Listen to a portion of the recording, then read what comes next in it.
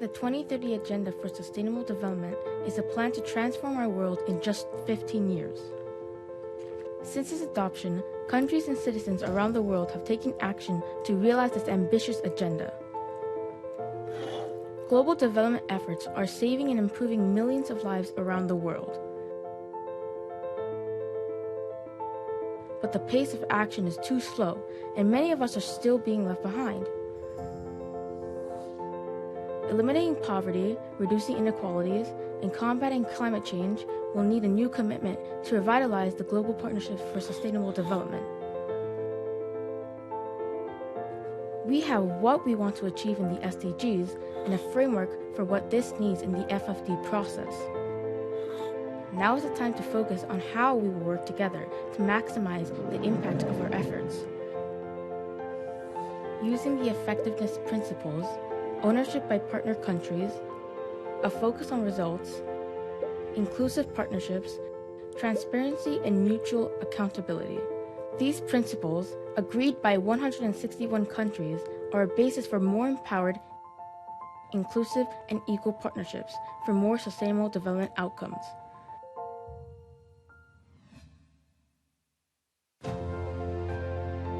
Guided by the effectiveness principles, the Global Partnership for Effective Development Cooperation is a voluntary alliance of governments, civil society, trade unions, and the private sector, and others, committed to making development more effective.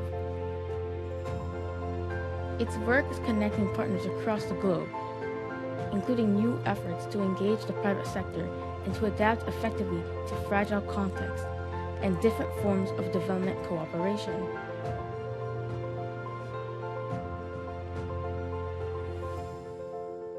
Every 2 years, the Global Partnership Monitoring Exercise shows us how governments and other partners are implementing the effectiveness principles.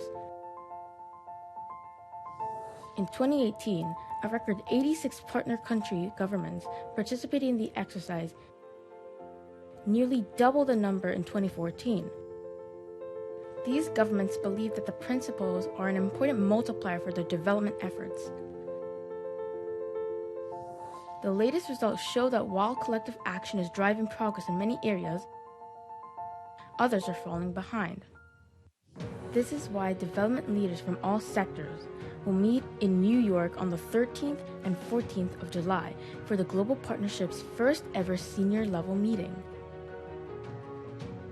They will underline the role of effectiveness in our collective development efforts to bring in new partners and together explore challenges and priorities for how we can realize the 2030 Agenda with the participation of all countries, all stakeholders, and all people.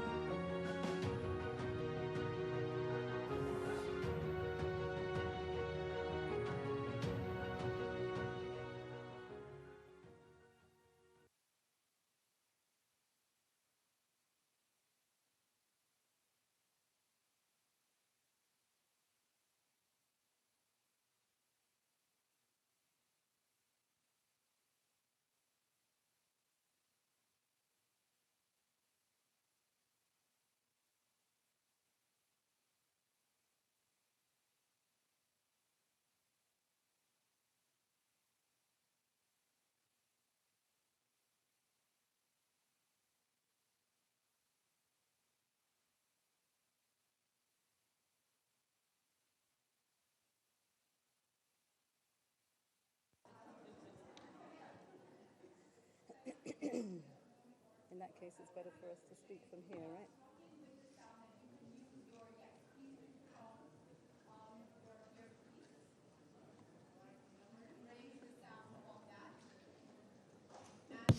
right? The interpreters don't have sound. Could you tell, the... You can't... Oh, there we go. Cheer for that. Good morning, ladies and gentlemen. My name is GICHURU. I am a passionate Pan-Africanist. I am a proud global citizen, and I am a believer in the SDGs, and it's an honor to be with you from Nairobi, Kenya, to drive this discussion today. We're going to start off with an exciting morning. We're going to hear from our key stakeholders this morning, and we're going to have 2 days of really great deliberations. The assigned seats, ladies and gentlemen, at the front for your information are for key speakers. If you are coming into the room, please do find a seat anywhere, and please make yourself comfortable as we get started this morning. So, ladies and gentlemen, this is the first ever Global Partnership Senior Level meeting. A very big thank you to all of you for making time to be here. We appreciate your presence. A big thank you as well to our co-chairs. And I just want to acknowledge Bangladesh. Round of applause, please, ladies and gentlemen. Germany, ladies and gentlemen, a round of applause, please. Uganda, ladies and gentlemen, let's appreciate Uganda. And our non-executive co-chair as well, let's give a round of applause for him. I'm really excited to see this room is nearly full. We have over 600 participants registered for this event. And I think that just shows the interest and willingness to look into how we partner and work together. We have government, civil society, trade unions, parliamentarians, private sector, foundations, local governments, academia, and other actors as well. Over 140 countries registered, and we're looking forward to vibrant discussions over the next day and a half. Now, for me, and allow me just 1 minute to just, from my perspective, 20 years in the media, I have never seen such a willingness and interest to work together, to find ways to partner, to have private sector seated at the table saying, actually, we do want to play a role. What can we do and how do we do it?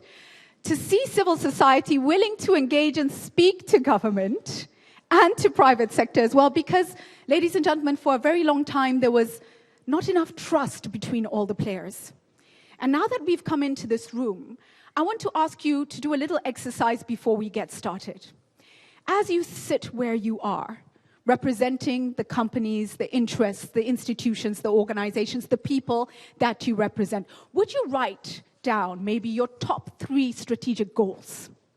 The areas where you need and wish to be most effective, just write them down.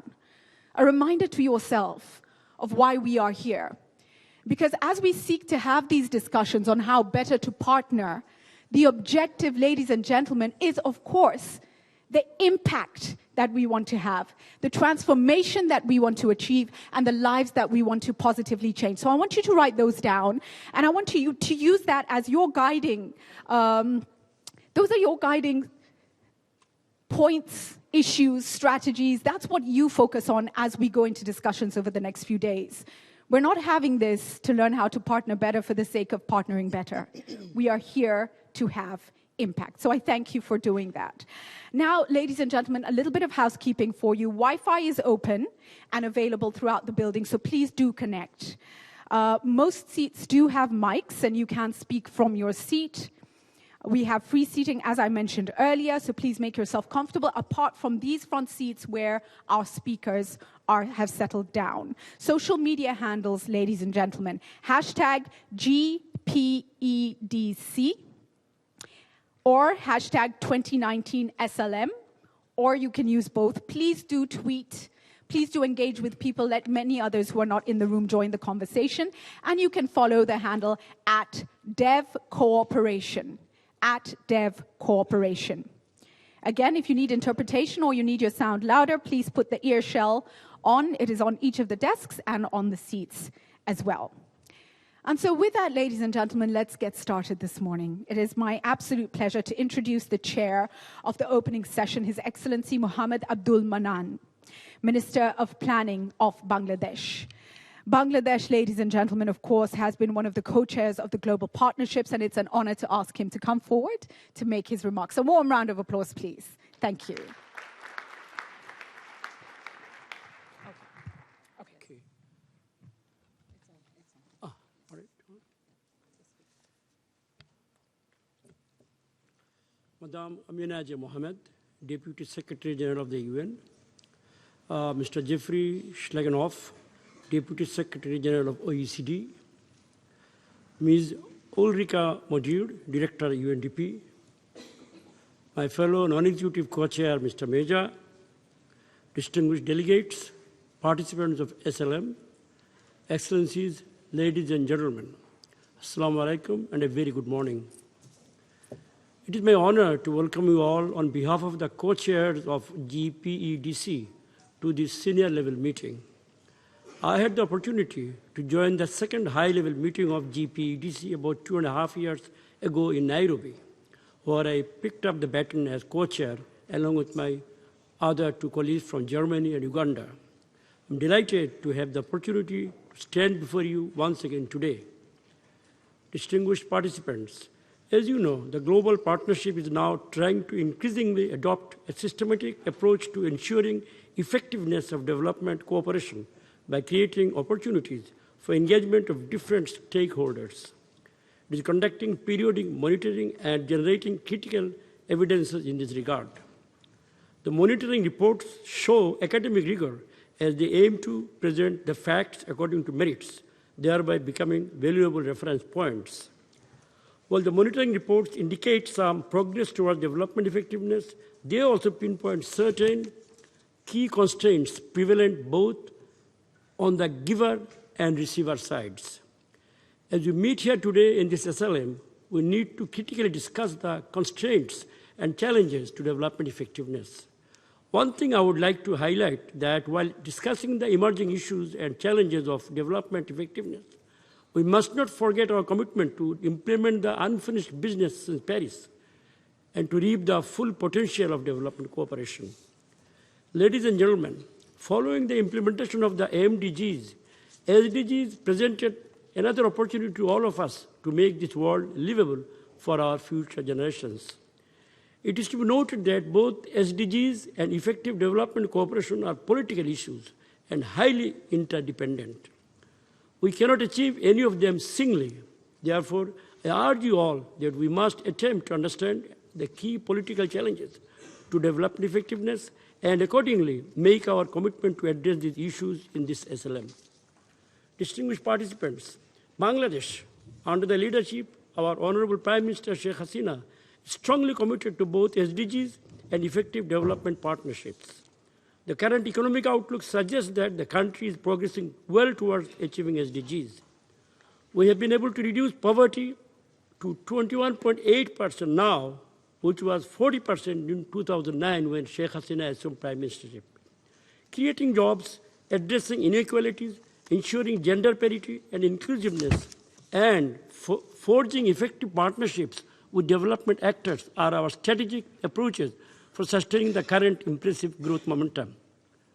Bangladesh has always been active both at the regional and global levels to ensure better results of aid and development partnerships. Since Nairobi, Bangladesh as a co-chair has tried its best to make GPEDC an effective platform to realize this mandate. We were an active part of several dedicated initiatives within the GPEDC. Bangladesh strongly believes that the relevance of GPEDC is still very high and is likely to be higher in the future. Therefore, we must support this unique platform for it to sustain effectively and strongly. I therefore strongly express Bangladesh's continued commitment to GPEDC and its mandate towards attaining the SDGs. As I conclude, ladies and gentlemen, I look forward to effective discussions and concrete suggestions stemming out of the discussions at this SLM.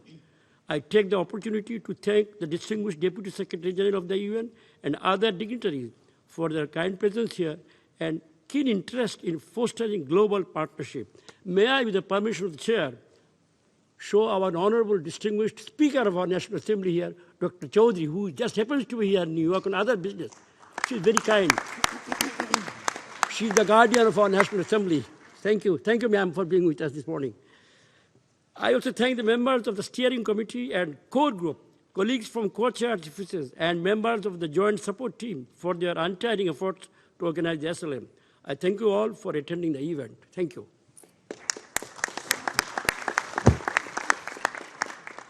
Thank you very much, Minister MANNAN, for your comments. And We move now to our next partner who's going to speak, a co-chair. And ladies and gentlemen, the importance of the global partnership is enabling people who ordinarily would not have a seat at the table to have that seat at the table. It is unique. And so having a co-chair who is not from government is important, it is critical, and it is commendable, and well done to the global partnership. And so let me welcome him now to make his remarks. Vitalice MEJA, Executive Director of Reality of Aid Africa and non-executive co-chair of the Global Partnerships. The floor, sir, is yours. Thank you.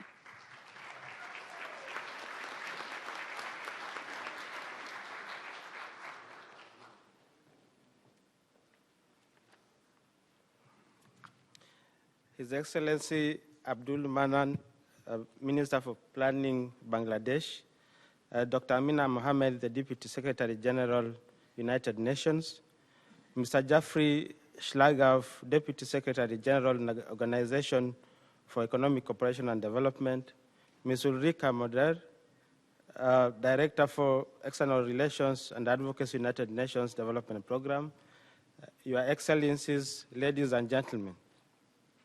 The 2030 Agenda for Sustainable Development has re-engineered the past donor-recipient relationship by approaches that view all stakeholders as equal and independent actors in development. The Global Partnership champions this approach, and indeed, I am a true testimony to this approach.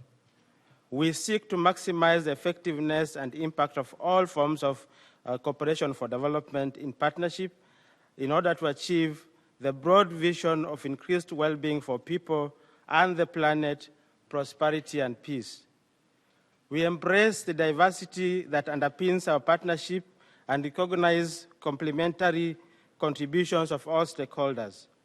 While our principles and commitments are common to all members in global partnership, I urge each partner to deliver on their respective commitments specific to their constituency. We must energize and accelerate progress in our joint commitments. We must strengthen the focus on results and build and promote inclusive development partnership. We must strengthen transparency and accountability to each other, while at the same time ensure that no one is left behind by the development cooperation process. In this regard, it is important that we work with parliamentarians to improve their scrutiny of all development cooperation, address shrinking civic space, and increase and deepen our efforts to ensure that enabling environment for all partners, including parliament, local governments, civil society, business sector, trade unions, and philanthropy become our focus. We must support country-level platforms and structures in our collaboration. Ladies and gentlemen, it is important that we support private sector to implement the Kampala principles in their efforts to strengthen their transparency and accountability in their management systems in delivering the SDG agenda. We are meeting here today to take stock of the implementation of the principles and commitments for effective development cooperation since Nairobi, and to shape how existing and new development partners can work together effectively to accelerate the realization of our commitments and towards the achievement of the Sustainable Development Goals. It is thus important that we urgently take the necessary steps to reverse the trends of shrinking of civic space for civil society organizations whenever and wherever it is taking place in our countries, and to build positive and enabling environment for partnerships for all the stakeholders of the global partnership. We must commit to accelerating progress in providing enabling environment for civil society, including in legal, regulatory, and financial and political terms, in line with the internationally agreed rights. I call upon the global partnership to initiate a multi-stakeholder workstream to implement country-level initiatives to realize the Nairobi outcome commitment on reversing shrinking space, civil society shrinking space, and to report back on this progress in the next high-level meeting. I take note of the findings of the 2018 progress report. And this is the only report of its kind that measures effectiveness of development cooperation in a comprehensive manner and will inform how we achieve the SDGs goals 5 and 17.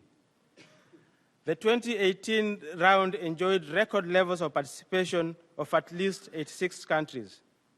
I am, however, concerned over the pace and the progress of implementation.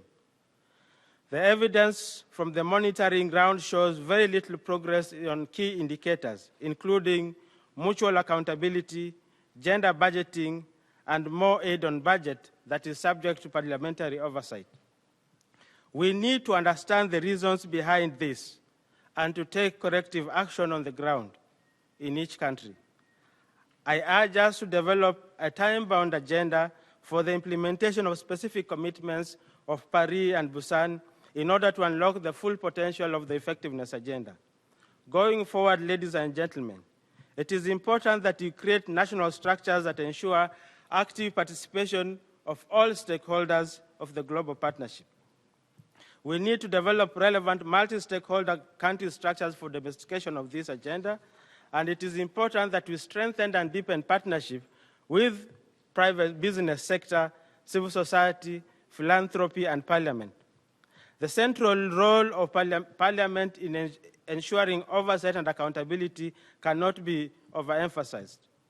And this is particularly with regard to holding accountability or with regard to public-private partnership. We must invest in strengthening their capacity in their role as principal institutions of representation, legislation, and oversight.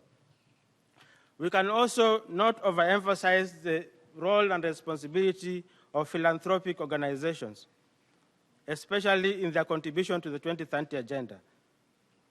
I urge that we consider creating up a monitoring indicator that will indeed ensure that they are well captured in measuring their progress in this regard. Ladies and gentlemen, this SLM is like a 3,000 steeplechase run. We are about to jump the hurdle. And when you are about to jump the hurdle, you increase your speed lest you fall on the water. And we do not want to lose the momentum. I urge us to change the gear, jump the hurdle, and increase the pressure on achieving our commitments. In this regard, we must bear in mind that billions of citizens are looking for us for leadership and guidance. We have no option but to achieve the commitments for the realization of the SDGs. I thank you very much.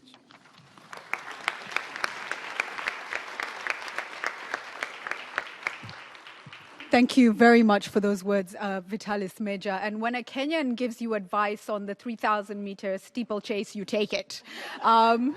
Thank you for injecting a sense of urgency. Thank you for asking us really to do something about the shrinking civil society space, introducing the idea of a work stream on that, and also challenging us to have a greater sense of urgency, challenging us to think of the people really that we serve. Asante sana. Ladies and gentlemen, it is a great honor to have with us Amina J. Mohammed, Deputy Secretary General of the United Nations. This indicates her tremendous leadership on the 2030 Agenda and the Sustainable Development Goals. Let's give her a warm welcome as the floor is handed over to her. Thank you. Thank you very much, Julie. And I thought that I should also mention there's another great Amina Mohammed from Kenya, who is our minister there. And, welcome, Excellencies, distinguished delegates, friends that I can see in this audience, ladies and gentlemen. It's incredibly impressive to see this turnout on a Saturday morning, and particularly with our institutional leaders from the public sector, our parliamentarians, civil society, and our 11-year-old that opened up with the video. It gives us much more sense of an impetus of what we do here. Our commodity in the United Nations is hope. We have a reality which is often not so good, but we have aspirations, and that's what we come into these halls to do, is to close the gap between the reality and the aspirations. So I am really pleased to join all of you this Saturday morning to continue with a really important dialogue. Our world is changing dramatically and rapidly and with an even greater complexity, so the context in which we have to face these challenges quite urgent. We see on full display from the ravages of prolonged conflicts, and many of those conflicts we don't recognize, and so we're having to deal with new types of conflicts, to the rising impact of climate change, growing inequalities, to entrenched gender discrimination, and the challenges of record numbers of people on the move. So when Julie asked what our 3 points were, I wanted to sort of remind us all here that when the Secretary General came in, he talked about his vision for ending human suffering, something that I think we all come into these halls to try to put in one way or another at the front of our agenda, and to use the lens of prevention and from transition. So how do we prevent any more of the challenges that we see to human suffering, but also how do we transition out of the existing conflicts and the many challenges that we face on a daily basis.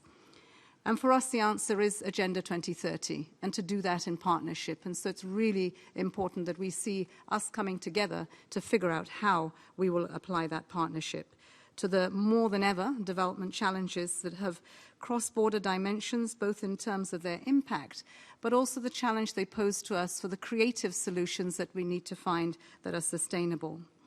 Young people today, the greatest cohort that we have, are demanding accountability from governments as much as they start to question the traditional notion of governance.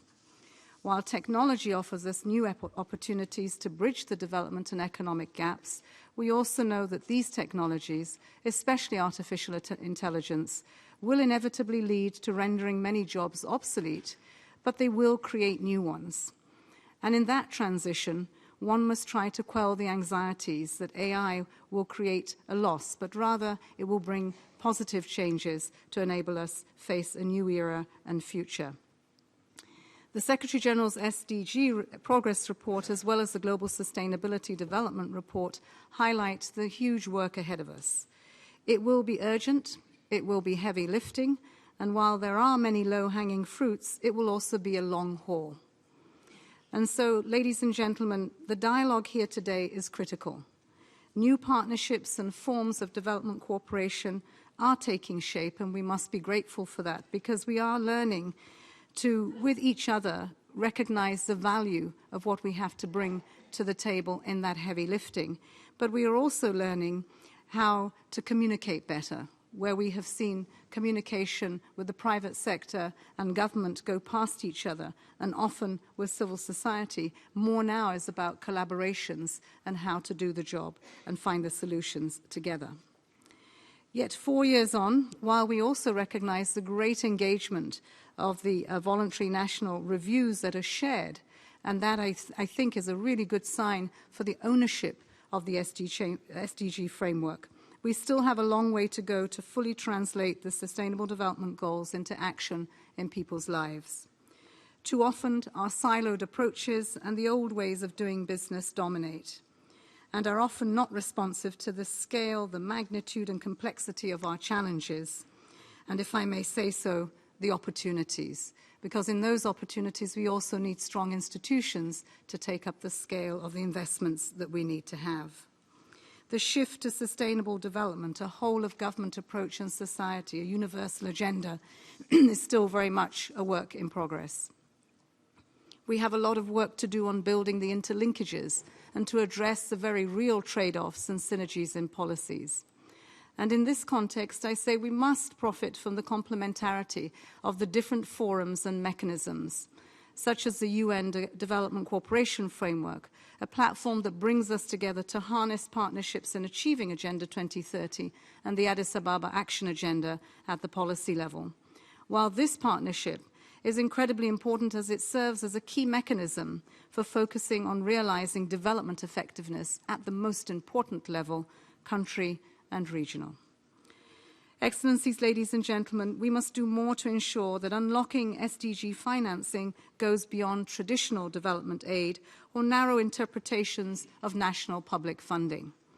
We must engage far more deeply to unleash the full potentials of our local communities, civil society, academia, the private sector, and the international community in a coordinated and coherent manner. To put it simply, the traditional approaches to development are not going to bring the SDGs to life.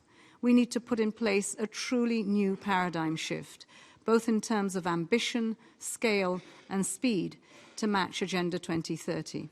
At the core of that agenda, and to simplify it, just look at the goals from 7 to 15. This is where investments need to be made at scale, and they need to be made urgently. They will pay off in providing revenues for basic rights that are seen in our goals 1 to 6, but we will not do any of these goals without holding them up on goals 16 and 17. Strong institutions, public services, the rule of law, and especially our partnerships.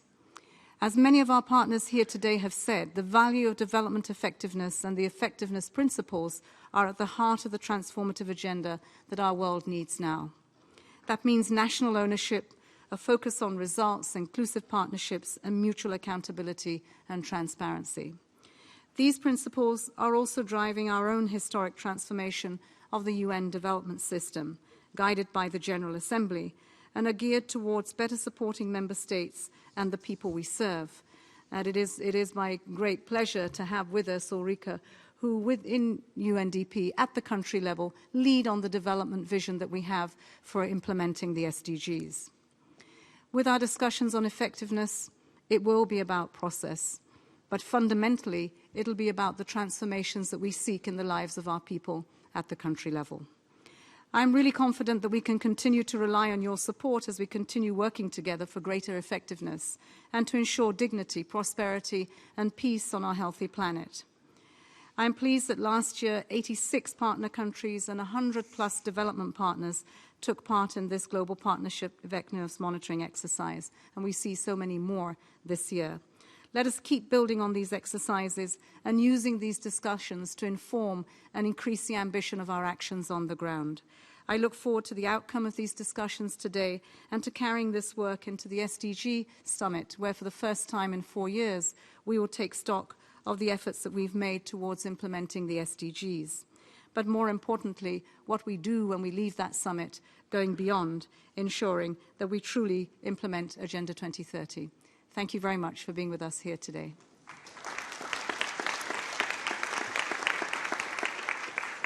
Thank you very much for those remarks, Amina. Allow me just to highlight the point that you have made about young people being the greatest cohort that we have.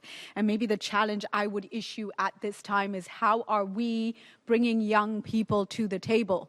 Really critical. They are our greatest opportunity to transform. When we talk about prevention and transition, they are critical in continents like Africa. How do we engage them? So let's keep that in mind as we continue our conversations this morning.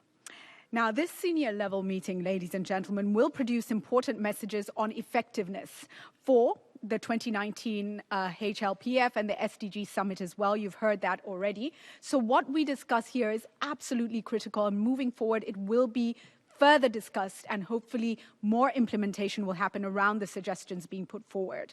Let me express the apologies now from the ECOSOC president, who unfortunately cannot be with us here today due to a scheduling problem, but he is with us in spirit. At this point now, let me introduce our next speaker, Jeffrey SCHLAGENHAUF. Is that close, sir? Okay, thank you very much. The Deputy Secretary General of the Organization for Economic Cooperation and Development, OECD. He is going to now share his views as a distinguished representative of one of the two host organizations of the Global Partnership. A warm round of applause to him, please. Over to you, sir. Thank you. Excellencies, ministers, dear colleagues, ladies and gentlemen, it's a great honor to join you in New York on the occasion of this first senior-level meeting of the Global Partnership for Effective Development Cooperation.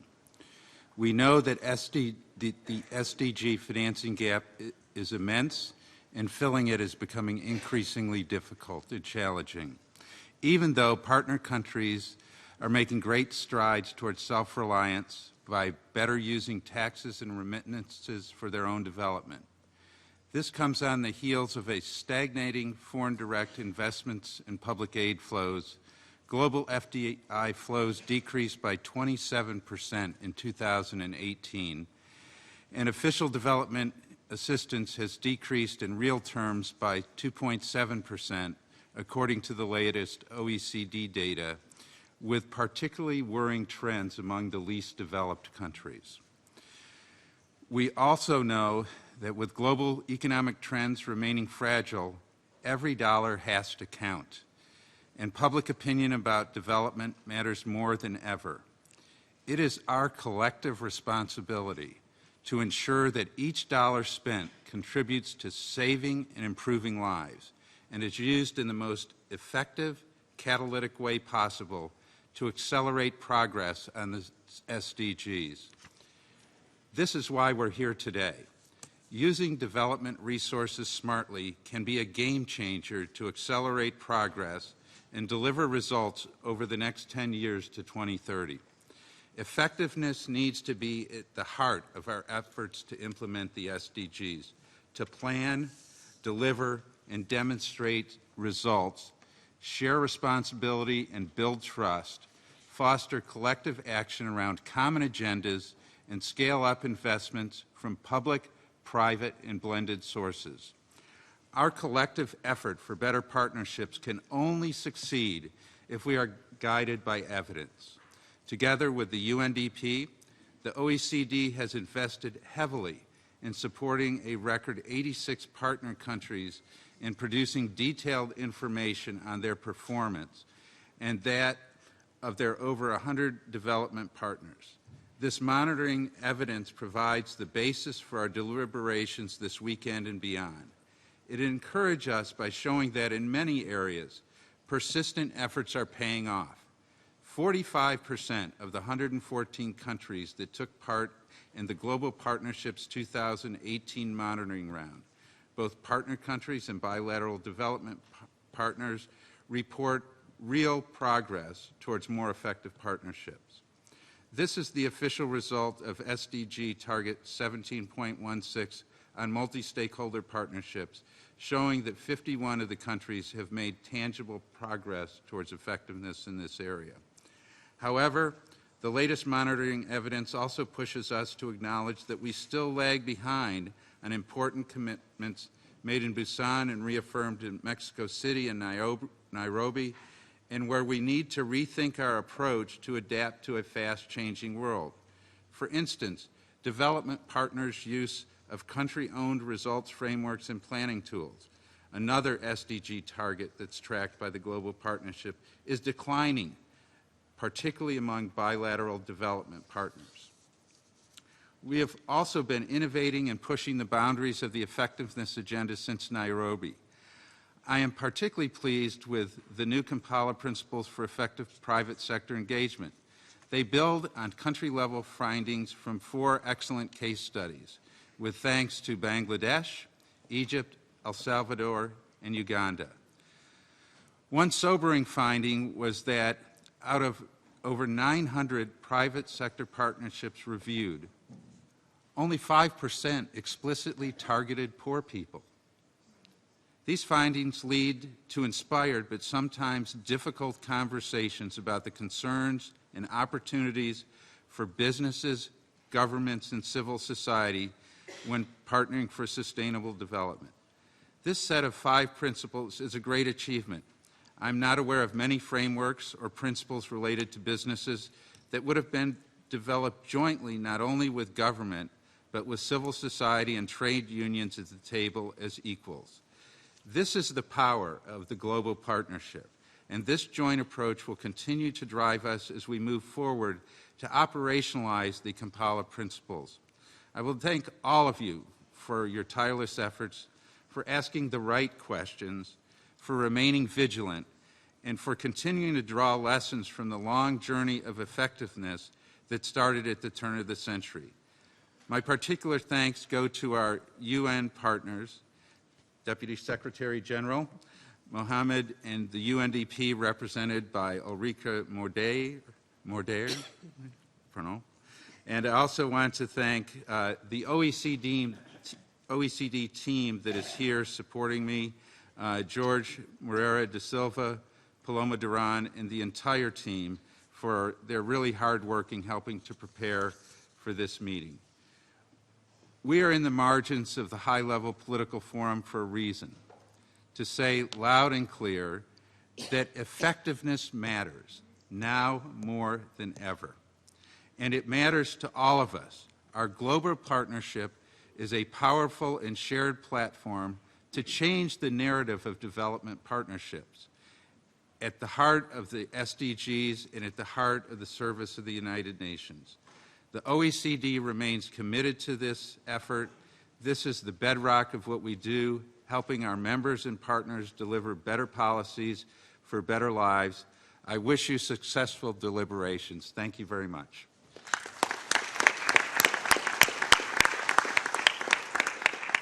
Thank you very much for that, Jeffrey. I'll just reiterate one point that he made on evidence. Our collective effort can only succeed if we are guided by evidence, something we need to keep in mind as we continue to move forward.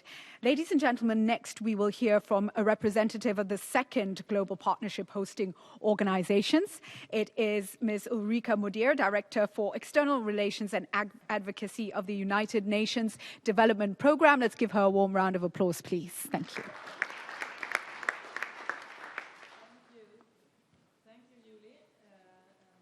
Microphone, please. The interpreters cannot hear. Microphone, please. It's really great to see all of you here, as was said Saturday morning. You can't hear me today, no?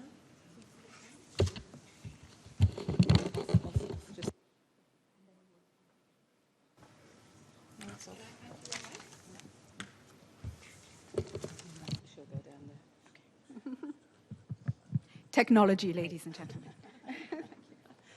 Thank you. Thank you, Julie. And thank you, Excellencies and colleagues at the podium and also here in the room today. It's really great to see so many of you here. And I can only say what has been said. Effectiveness, yes, matters. We need to speed up in order to jump even higher. Having said that, of course, we also need to say what we have achieved. And the development efforts led by you and your colleagues around the world are actually improving and also saving millions of lives the world over. But also, as has been said, the recent analysis, the so-called progress report of the Sustainable Development Goals shows us very clearly. On current trajectories, we will not achieve what we have set out to do with the Agenda 2030. And there are worrying trends, as was said by OECD, both with regard to the quantity and, as we will speak about here this weekend, the quality of development assistance, affecting not least the least developed countries. And this compounded also by the negative trends, as was mentioned, even in foreign direct investment, are really worrying trends. 7 years ago, the partners gathered here created this global partnership. And as the development landscape becomes increasingly complex, the work of development effectiveness and the global partnership, thinking new and thinking about how we partner together, how we work on the ground to maximize the impact and sustainability of our efforts is more important than ever. Also 7 years ago, this month, in fact, United Nations Development Programme, UNDP, with its partner at OECD, assumed role in the joint support team of the Global Partnership.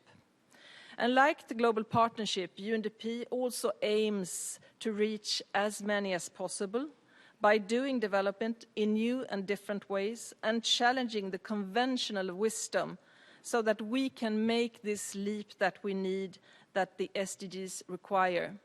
And we do this as part of the new coordinated UN development system and in the broad partnerships that we see here today. And this ethos of exploration remains an essential part of what UNDP brings to the global partnership. That is advocacy and advice, innovation, and perhaps most important of all, as we see here today, the partnerships. Conversely, the fundamental approach of UNDP is very much aligned with the effectiveness of principles. We truly believe in country ownership, on the focus of results, inclusive partnerships, transparency, and also the importance of mutual accountability. Much is, of course, made of UNDP's footprints, as we are present in 170 countries. But the added value here is more than just numbers. Imbued in our work is an understanding of our role working with countries, with partners, to support them to map their own pathways to sustainable economies and societies, while leaving no one behind and respecting human rights. This is an understanding that a partnership is not just a management of a process, but it needs to be a discovery. And this is crucial in being able to convene, to connect partners in the kind of multi-stakeholders, whole-of-society alliances we have collectively assembled here today, and the way we need to work together on the ground.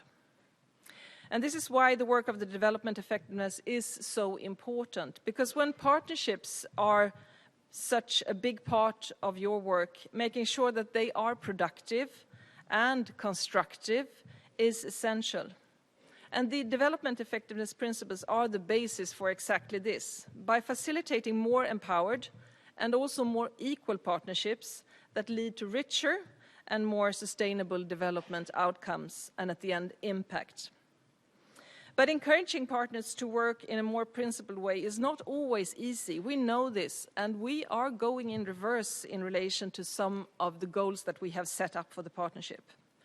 This is also why we need to come together today, as we do, and this weekend. It is a message that itself requires a broad partnership and a deep support, a support that we are proud to undertake in a rich and mutually reinforcing report with the OECD, and we also look forward to continuing this work. Because we need to succeed, we rely on an additional element, and that is the ability also to continue to evolve and reflect thoughtfully on how we do things and what we do. Since Nairobi, the Global Partnership has launched a range of work streams, turning principles into policy and exploring effectiveness across different types of development cooperation. We should carry this same spirit of reflection forward, not just here in the senior level meeting, but beyond, on the ground, to make sure that we are best positioned to advocate for these principles that we believe in and that are built on decades of experience on the ground. In 2 years' time, we will mark the Busan +10, and as we chart our path toward it, let us make this message of development effectiveness forward with the conviction that it deserves. Our voice should be heard in the different assemblies where we discuss the need to progress to reach the Sustainable Development Goals and also the Paris Agenda. The work that we do together here this weekend, based on the experience that we have, but also our thoughts leading us forward, is really important, because how we do things matter. We need to base our how on experience, but we also really need to think new and engage even more partners to do things so that we can reach our Sustainable Development Goals. Thank you.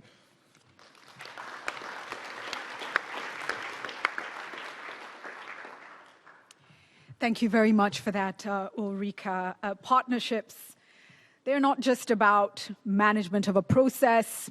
It needs to be a discovery. And we are on a journey of discovery. Thank you for that.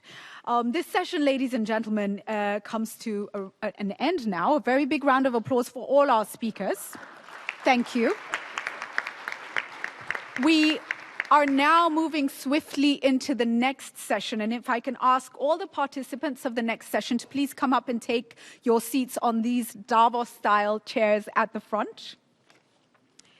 As you do that, ladies and gentlemen, just to let you know, this program is split into 3 parts. This morning is about evidence and progress and linking effectiveness to the SDGs. This afternoon, we're going to look at adapting to different contexts and supporting different partners. Tomorrow is all about the way forward, expectations and contributions. And so we go into a session now on effective development cooperation to achieve the SDGs, concrete examples of what works. This session will demonstrate how effective development cooperation helps to fast-track the implementation of the Sustainable Development Goals, in particular, those under review at the 2019 High-Level Political Forum. I will, at this point, ladies and gentlemen, hand over to the moderator of this session, Dominik Ziller, the Director General of International Development Policy in the German Ministry for Economic Cooperation and Development. Mr. Ziller, over to you, sir. Thank you. Sure. Does this work? No. Does it work? Yeah. Can everybody understand me? No? Not up there?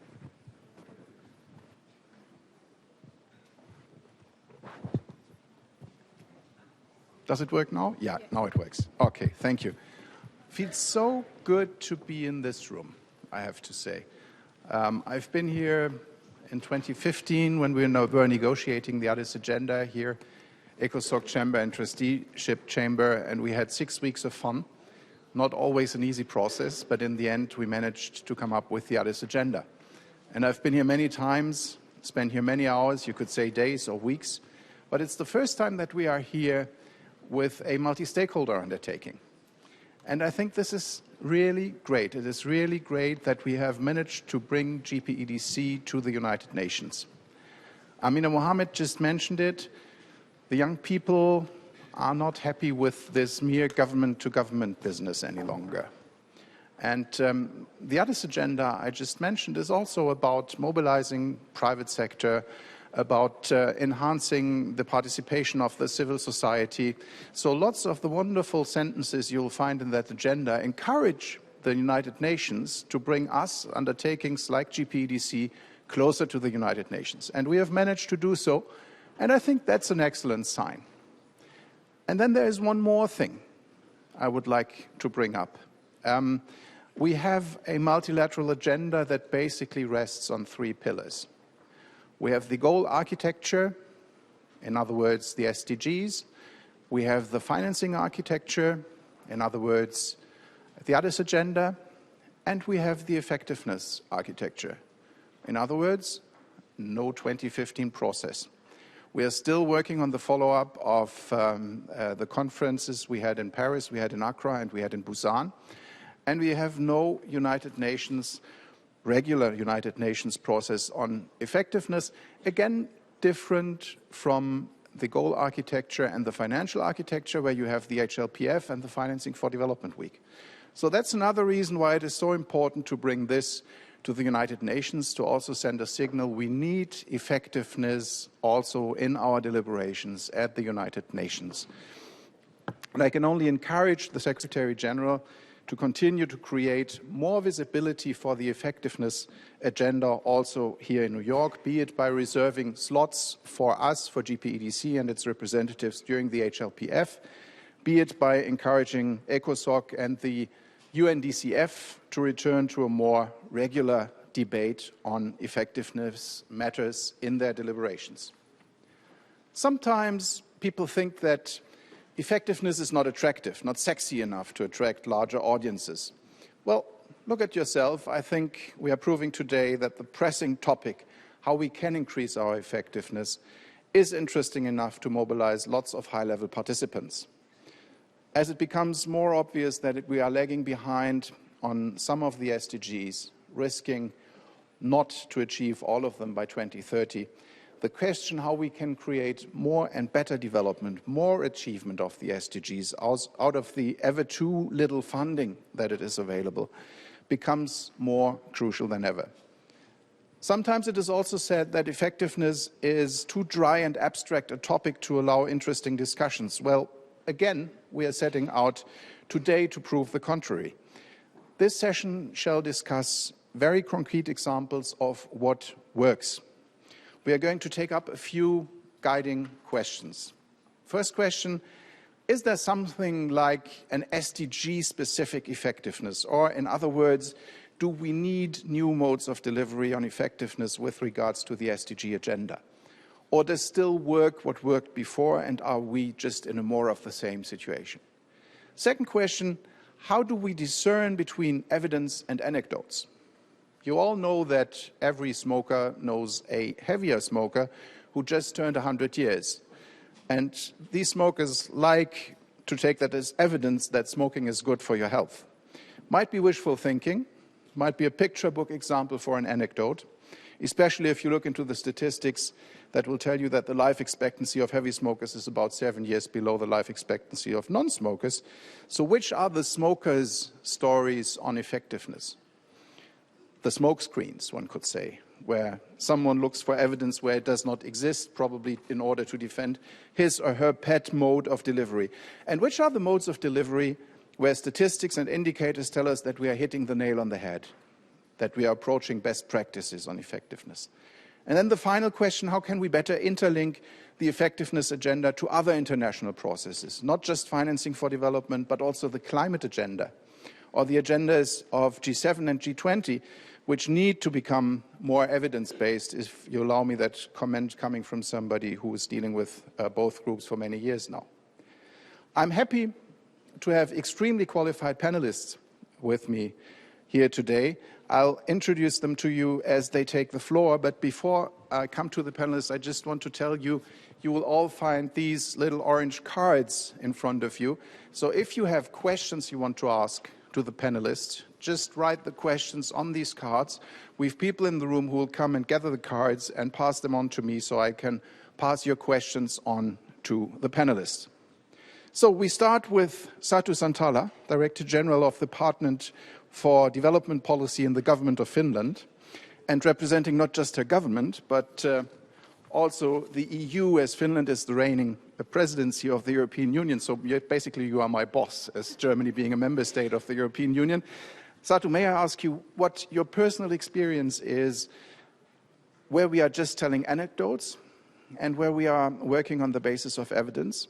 Perhaps you also want to illustrate the role of local ownership, of transparency and of inclusive partnerships. And maybe you can also give a few indications on the findings of the recent EU study that was undertaken on effectiveness. Please, Satu, the floor is yours. Thank you. Thank you very much, Dominic, and thank you for those kind words. And indeed, I'm speaking on behalf of the government of Finland, but also representing the EU presidency at the moment. First, I think to recap a little bit, for the EU and for our government, and I'm sure that all of you who are gathered here, effectiveness is really a no-brainer. Yes, of course, we know that greater development impact is achieved and partner countries' ability to pursue their development in a sustainable way is strengthened when development cooperation supports and pursues partner countries' own development priorities, when those priorities are agreed in an inclusive and equitable national process, and when external support is coordinated with national efforts. Yes. And we have the Busan principles, and we have subsequent work that really brings these together and will help better implement the SDGs in a way that no one is left behind. And ultimately, effectiveness is measured by greater impact. Fine. On the other hand, we also know from the latest monitoring report of the GPEDC that the momentum may be stalling. And why is this? Have we kind of stopped making the case for effectiveness? Have we kept it to ourselves? And have we not well enough highlighted the link to the Agenda 2030 and SDG implementation, which in my view is an opportunity really to reinforce this message and to rebuild the consensus on working together on effectiveness. One key element of making the case is evidence, because if we only talk about effectiveness as, you know, a principle to adhere to, it's not as powerful as if we can really showcase that by following such principles, we have better and more impact. So the recent study that the European Commission has undertaken was was precisely to gather evidence that effective development cooperation does better in achieving sustainable development impact and accelerating progress towards the SDGs.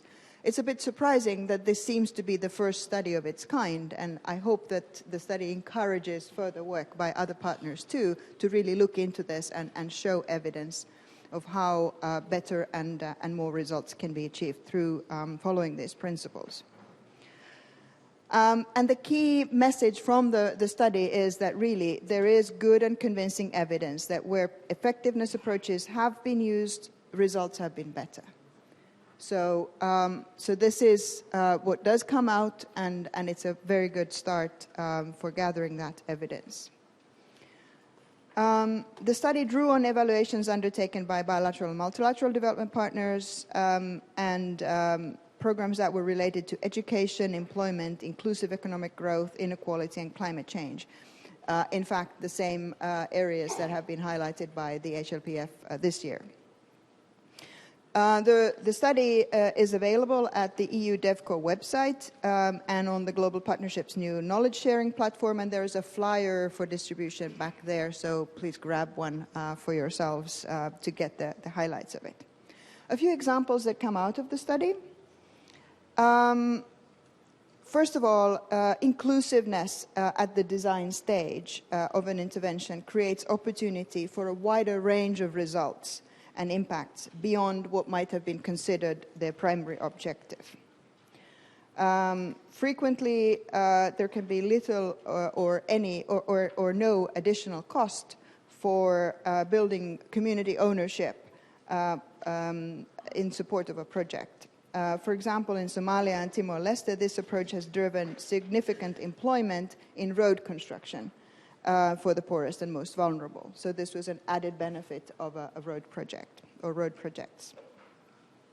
Secondly, benefits of inclusiveness can also be obtained at policy level, where we can see big benefits from alignment, from ownership. For example, when budget support has been used in education, this has resulted in more public expenditure and better policies in education. This has contributed to increased access to education in general and for girls and disadvantaged groups in particular. And of course, we all know that the downstream impacts of better education are multiple. The EC study also confirms the experiences we have as Finland when we've been collaborating in the education sector. For example, in Ethiopia, Mozambique, and the Palestine, there are great examples of good practice as far as alignment and effectiveness are concerned. And Finland has, for example, in Ethiopia, worked a long time on our bilateral support with inclusiveness of education. And now that approach has been picked up by the entire sector national program, and we feel that this is a good way of really aligning and supporting the national process, and will have a huge impact in realization of SDG 4. So just looking forward then, if we, as I've heard other speakers this morning already say, that the expectations from people we serve, but also from those who provide the resources for development are rising, for that every dollar, every euro, every penny we spend really has to make the best possible difference to deliver on the SDGs. And if we also at the same time know that the landscape we work in is increasingly complex and we really want to work in partnerships, but that's more difficult to do than just every one of us working on our own. So therefore, having joint principles is really a key to achieve better results and more effective, to work more effectively. So I think what would be good was if this meeting would go out with a very clear message that effectiveness principles are key in delivering on the SDGs, and they are a quick win and a no-brainer for better use of the resources we have. And secondly, to really focus on the country-level results, work more deeply there within sectors, across sectors, and to further strengthen the monitoring systems so that we really know what we're achieving and that we can hold ourselves and each other's accountable. So just to recap, the EC study that has been commissioned shows that, yes, there is evidence that using effectiveness principles does create better and more results. And it's good that we use this case, but also need further work on that. And then finally, I just wanted to highlight one specific point that was very well captured by our co-chair this morning, and that's the concern for the shrinking space of civil society. Because we all speak about wanting to work together, wanting to build trust, but we can only do so if civil society has a meaningful ability to participate at all levels. And we know that this is a concern at the moment, and we really would like to emphasize that we cannot really achieve sustainable results on the SDGs unless we address the shrinking space of civil society. Thanks. Thank you. Thank you so much, Satu, and I particularly like this idea that when you do something on one SDG, you will almost you will not be able to avoid also affecting other SDGs, sometimes in a positive way, sometimes in a negative way. So therefore, it's all the more important to measure what you do and to look at the impact that you create in order to maximize the positive impact and minimize the negative impact. At the same time, I think this is what also puts us into the enormous responsibility to finally live up to our wonderful lip service to better align, because due to these implications on other SDGs, you will also affect what other implementing agencies are doing and what others active on the achievement of the SDGs are doing. So it's all the more important than it has ever been before, to have this vibrant exchange on who does what and how we organize cooperation. I now turn to my neighbor to my left, from your perspective, it's my right, which is Fred Twesi-Metabura, the principal economist from the Ministry of Finance, Planning and Economic Development from Uganda, and at the same time, I dare say, a long-time friend of GPEDC, especially since Uganda has taken over one of the co-chairs of the partnership in 2016. Fred, you are one of the driving forces behind the Ugandan commitment and best placed to tell us, also from the Ugandan perspective, the perspective of a recipient country, a recipient government, what you regard as the main challenges for effectiveness, what your experiences are, what works and what does not work, what did not work in the past. Please, Fred, the floor is yours.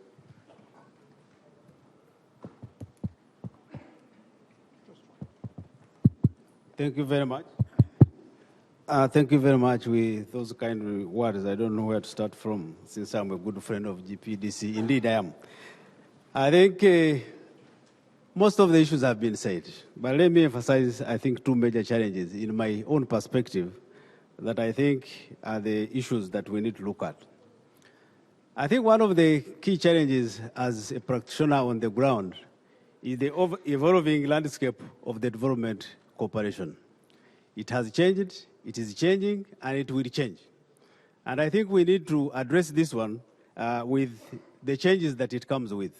Every new development intervention comes with the new conditions, comes with the new strategies, comes with the new ideas, comes with everything new. And you are imposing it, or you are putting it on one agency, which is the recipient country. So this is a challenge. For example, look at it. How many global funds do we have around? Not the global fund I'm referring to. Talk of climate, talk of adaptation, talk of everything, and etc. And all these have their own set of targets, set of goals, set of procedures, and set of strategies you must follow. And I think this is very big to be accommodated. It increases the costs at the partner country. It increases the needs a lot of energy for the partner country. It needs a lot of resources, which resources would have otherwise gone to development. I'm not saying this is bad, but I'm saying we need to harmonize it. And mark my word, I'm not saying it's bad, but I'm saying we need to harmonize it. And I have seen this one as a bigger challenge when you are trying to coordinate all these resources that we are looking at and which are coming in. different modes of operation, different reporting, different etc. I think my colleagues who are at the level of implementation, you understand this one. Then the second challenge I'm seeing here is also building trust. My colleague here said, I am a long friend of GPEDC. We have been talking about trust since Rome and before. We are still talking trust today. And I think this is something we should not be talking about here. Here we should now be talking about how do we work. But it's very surprising we are still talking about the issue of trust. I think the issue of trust is a critical one.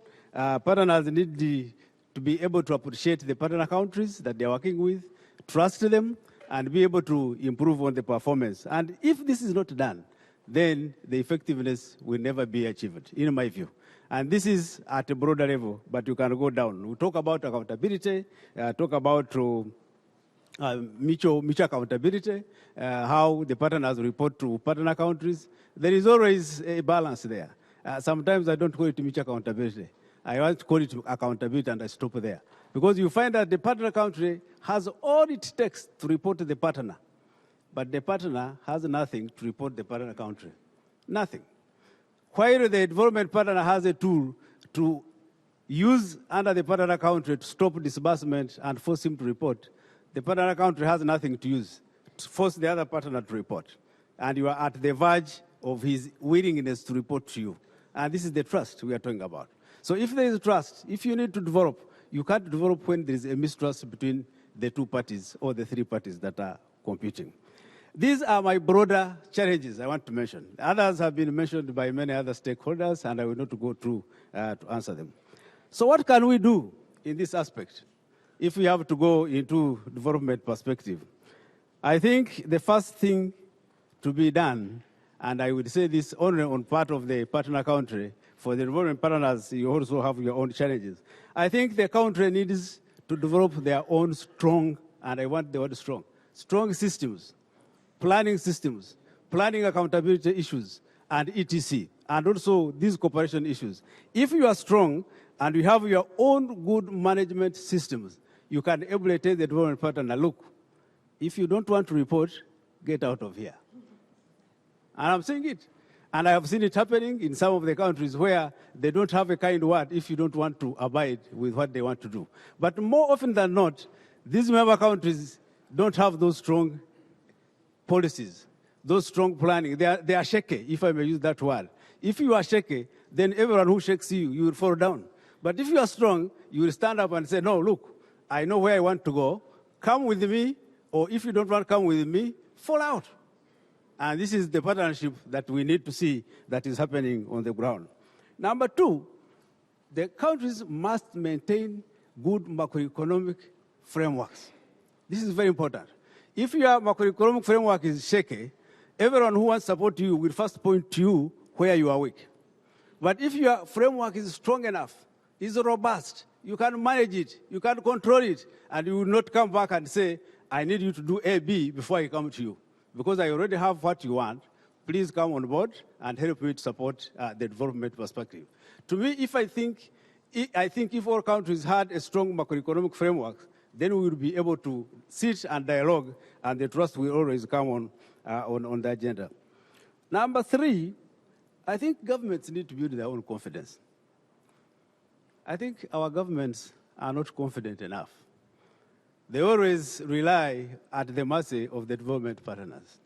Sometimes I wonder, someone coming from the capital X and start detailing to Kampala that for you to develop, you must invest in agriculture. Do you need to wait for someone from Germany to tell Uganda that you are going to develop from agriculture? So there is no confidence at the country level. Most of the time, they are at the mercy of these development partners to direct on the decision or to direct on the path that we need to take. And fellow colleagues who are here from partner countries, let's build our own confidence. These days I hear people saying, Rwanda is a model. Do you know why it is a model? If I could ask everyone to put a hand here. Because they are confident, they know where they are going. In Rwanda, when you enter Rwanda, you either support them or get out of Rwanda, period. And this is why it is now becoming a model. But people don't realize that. They think that maybe Rwanda has a magic. No, there's no magic. It is a matter of having you are self-confident and you are able to face the challenges that come with you. And maybe lastly, building strong partnership. I've had this one being talked here, and I think I want to echo my voice here. We have seen partnerships work. Partnerships will work. Work with the civil society, work with academia, work with all partners, private sector, development partners, and work as a team and have true partnerships, not skewed partnerships. And here you would be able to achieve the objectives that you want to work and effectiveness, as we say. We are thinking of SDGs. We can never achieve SDGs when we are working in isolation. I was hearing here creating space for civil society. You don't need to be told. It is obvious. It is the development partner is helping you. Just make sure you build the partnership that can give the civil society a right to say, can give academia the right to advise you, can give the private sector the right to invest, can give everybody to participate in the development. It is only when you can be able to achieve the effectiveness. But if you look at them as competitors, if you look at them as co-wives, sorry for using that word, and many others, then you will not be able to achieve the objective that you want to achieve. Maybe, let me look at, because I hear, I'm mindful of the time, but they are saying, what are the principles that have added value on our development perspective? You have heard here there have been some studies that have been undertaken, including Uganda, to look at the participation of the private sector, to look at the implementation at the country level. And I think we have seen some lessons that I would want to share with you here so that we can be able to learn from it. The first one, I think, should be the principle of accountability and transparency. As I have already alluded to, this accountability must be mutual. It should not be accountability from one side. It must be accountability for both sides. If you are a development partner investing in country X, why does it take you ages to tell government that I'm investing 5 million in area X and I'm intervening in objective Y? Is there a problem? Is there a crime? But more often than not, this accountability is skewed. You only want to have accountability from governments, but development partners don't want to give accountability to the partners. When you look at the results that came, I think, a few months ago, if you look at the whole scenario of mutual accountability, you will actually see what I'm trying to say here. Most of the development partners don't report on time to the partners. Don't avoid information to the partners, the other side. Don't give projections for the coming medium term. How do you expect governments to operate and achieve success when you are not telling them the resources that are going to come? And then you turn around and you say, this government has a budget which is not balancing. This government has a budget which is not credible. This government has a budget which is not delivering results. But you are part of the budget. And you are not reporting what you are going to put in the budget. So, are we in partnership? I don't know. Number two is ownership. And I think this one has worked. Ownership of development assistance is very critical to allow the recipient, if you allow me to use that word, I don't like it, the recipient country to own the direction of growth, the direction of investment, the direction of where these resources are. And the partner has ability to know who needs this assistance most. Not you from Washington, not me from Canada, not you from somewhere else. So let him own the development agenda. What you only need to do, facilitate him, enable him, finance him, work with him, and you are able to achieve the results. Number three is the flexibility. And this one I will move slowly. I think flexibility, the countries need to have a liberty of swiftly acting on any emergency, of swiftly acting on any need, of swiftly acting on any expenditure requirement. But if I don't have this flexibility, then I will be at the vanguard of any uneven or unforeseen expenses and requirement. The countries, more often than not, they don't have this flexibility. You come in and you say, my support is strictly to education. Well and good, appreciated. But supposing there is a tsunami in one of my regions, what do I do? I teach students to go and die in tsunami? I don't know. I teach students to go and die of diarrhea? I don't know. So we need to have some flexibility in along the areas of development cooperation and be able to achieve its objectives. Now, what do we do here? I've heard the principles, I've seen principles being developed here. To me, I think we have enough principles. What we need to do now is how to implement the principles. Go read the Paris Declaration, read the Busan, read the Nairobi Outcome Document. I'm just pointing the fresh ones. All of those have got principles. And mark my word, sometimes the only change there is English. Mark my word. So I think what we need to do after here is to know how to implement or to agree on how we implement the principles, and we will be able to achieve the development goals, and we will be able to achieve the development effectiveness that we are looking forward. Thank you very much.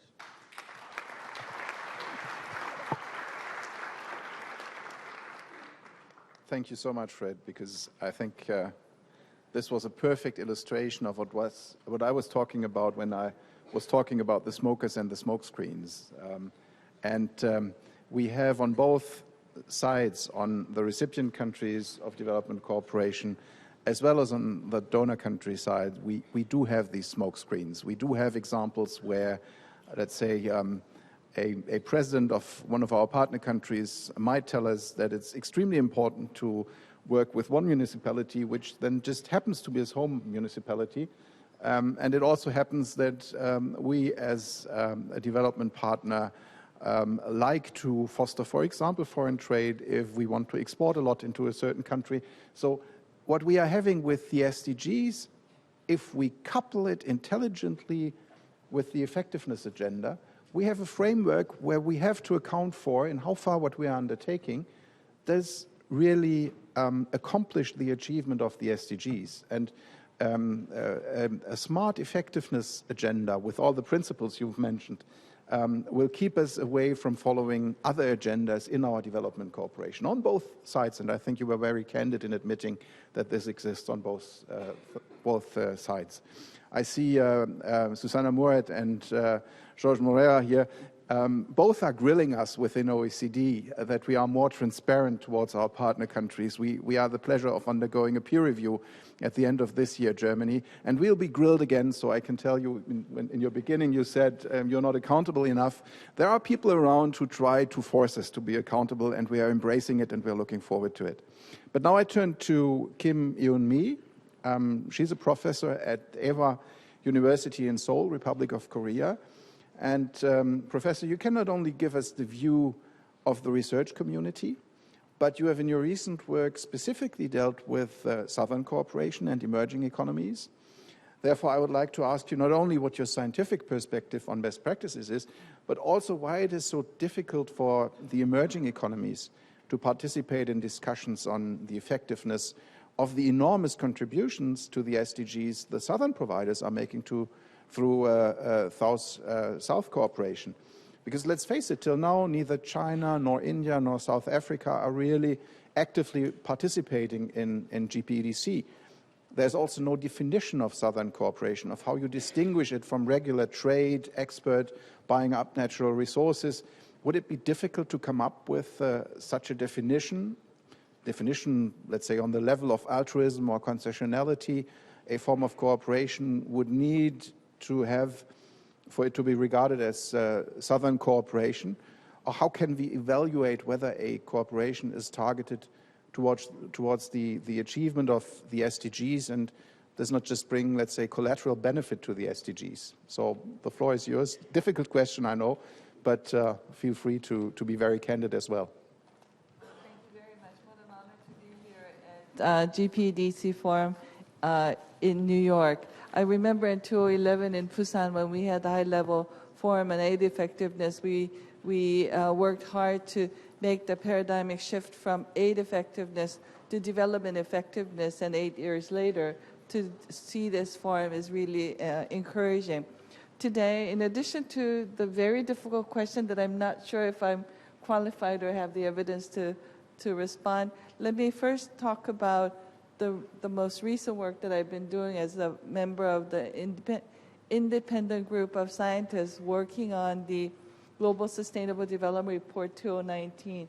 We were able to do analysis, looking at a lot of scientific evidence coming from broad corners of different scientific disciplines, from humanities to social sciences to natural sciences to engineering, to understand how the SDGs are being implemented, what are the interconnections, as you mentioned, some trade-offs between goals, but we were really trying to look at co-benefits between the goals and synergies. Before I turn to some of the highlights of our report, let me just mention that, as many of the speakers have said already, that there are some alarming signs about SDGs implementation. Many of the goals are on target, going the right direction, but sometimes too slow. But I'm also alarmed that some of the goals are really going backwards. They're going in the negative direction, and unless we stop and make the change to the right direction, we're really going to not meet the SDGs goals by 2030. Those that are in the wrong direction include inequalities, climate change, biodiversity loss, and also human waste that goes into the natural system, where the natural system is simply unable to take care of all the human waste that we're creating. So with that in mind, the IGS has done is, in order to move away from the silo thinking and really move into system thinking, and in the GPEDC language, about whole of society thinking. We have looked at the 6 entry points. I don't know if you can see the small letters on the top. Human well-being and capabilities, sustainable economies, energy decarbonization and access, food and nutrition, urban and peri-urban development, and global environmental commons. So these are the 6 sort of holistic system areas where we think many of the SDG goals are interconnected. We saw the 4 levers that would help us transform these systems, and they include governance, economy and finance, behavior and collective action, and science and technology, which I think are very similar to the effectiveness principles, where we're trying to look at whole of government, whole of society, engaging the civil society, engage multi-stakeholders to come together in a joint effort. Let me turn to the next slide, please. But another alarming trend that we see, I'm not sure if we're going to be able to use the same graph, but this shows in a very graphic manner the discrepancy in terms of R&D or research and development expenditure around the world in 2015. I think this has not changed that much since that time, but this was the latest available data. It shows that disproportionate amount of R&D expenditure is located in the global north, so-called. And the global south, it's very sparse and far between. Not only that, if you look at very carefully, the circles with the red indicate where the source of R&D expenditure is coming as the private sector initiatives. The blue are the more in the public sector. So what we would like to see is that the global south to be provided either with development cooperation, internal, domestic revenues and whatnot, that there has to be more R&D efforts in the global south in order to enable some of the data gathering, some of the science and technology investment and so on to happen. Next slide, please. So the implications that I see for our discussions about development cooperation and effectiveness, first, maybe this is too big to think about, but I think it's important that on the daily work of development cooperation and foreign aid and whatnot, I want to go back to what we have learned about the SDGs and its implementation until now, to see if what we're doing now are aligned with what we have learned in the past 4 years. The gaps, the synergies, but also trade-offs, so that we, as we move forward, make sure that our goals are in line with the SDGs once again. Second, when we looked at, did the meta-analysis, I showed some of the graphs and tables, we see that there are some urgent areas in need of development cooperation so that no one is left behind with the Agenda 2030. And the first one is the knowledge and research and development gaps. There is, as I showed in the world map, there is a significant gap in the Global South in R&D and knowledge.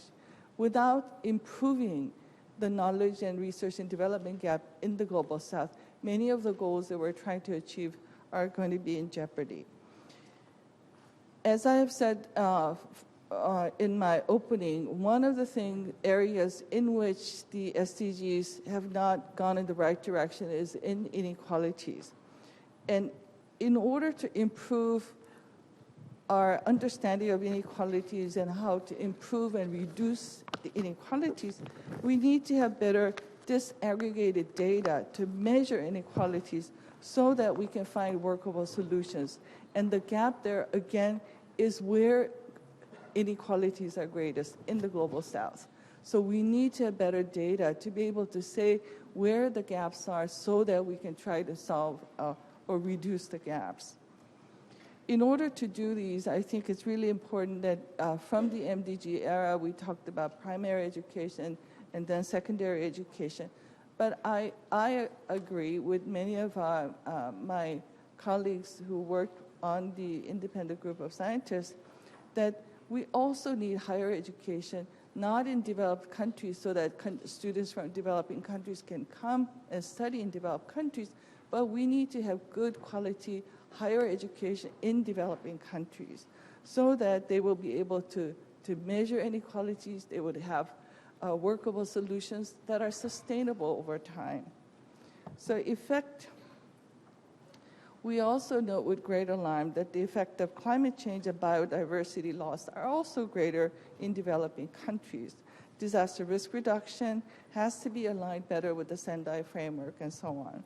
So, ladies and gentlemen, I want to urge you again that Leave No One Behind starts here and now, and it's really critical that we act now. There's no time to wait and think about this. As our colleagues have said, we have to work and implement rather than talk and pontificate. Thank you.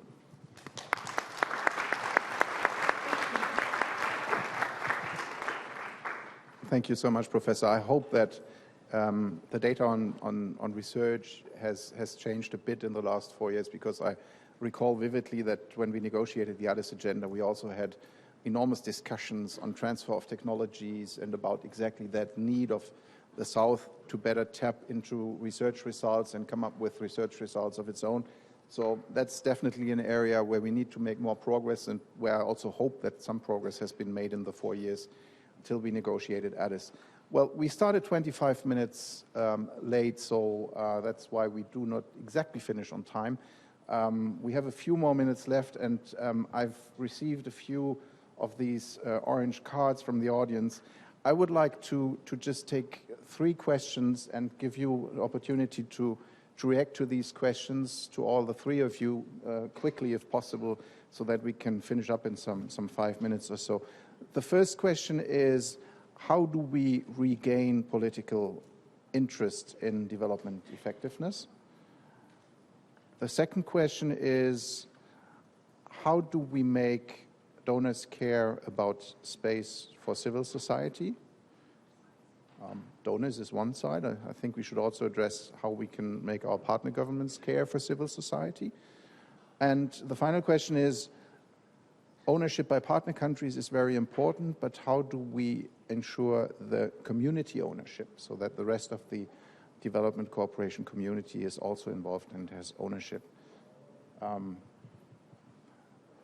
2 of you will have the opportunity to reflect a bit more, Sadhu. I think you will have the disadvantage of the less reflection time, please. Thank you very much. Great questions. I think regaining political interest in development effectiveness I think today and tomorrow are one way of really thinking about that and sending a message that this continues to be a relevant agenda. I think probably building the bridge to the SDG conversation, which is sort of where the world's focus is really quite strongly, and making the case that it's not only about having more resources for SDG implementation, but it's also how we use those resources that matters. I was encouraged by what Amina Mohammed said this morning, where she said that this would be something to be highlighted at the SDG summit this September. So let's make sure that this message comes loud and clear at that event. I think that will be one opportunity to really make this case. And then continue to collect and use evidence of both how we get better and more results by using these principles, and secondly, also we have monitoring evidence that that these principles are maybe not adhered to as much as they should be, and let's make sure that we also make that visible and not keep that information to ourselves. I think on the second and the third question, I can just sort of briefly comment on both of them together. So civil society space and ownership of communities. I think this is part of the same question. And we, Finland, we are concerned about this, and we are trying our best effort to whatever we're engaged in to really highlight this and make sure that we open the space for civil society to participate. And I think it's important that all of us do it. But as you said, it's really at the core, it is really at the hands of our partners. And it's important that we together understand that good implementation of sustainable development requires participation of both civil society and communities. Thank you very much. And specifically on how we can increase visibility of effectiveness, I also look to our friends from the industrialized countries and invite them when GPEDC is going to have its next high-level meeting to do better than last time and really participate on a high level, because that wasn't always the case in Nairobi. So that would also be one idea how to increase visibility. Fred, your take. Thank you. I think how do we gain political interest? I think the political interest is there. But I think what is happening and what we call lack of political interest is the politicians are not seeing the outcome that they want to see.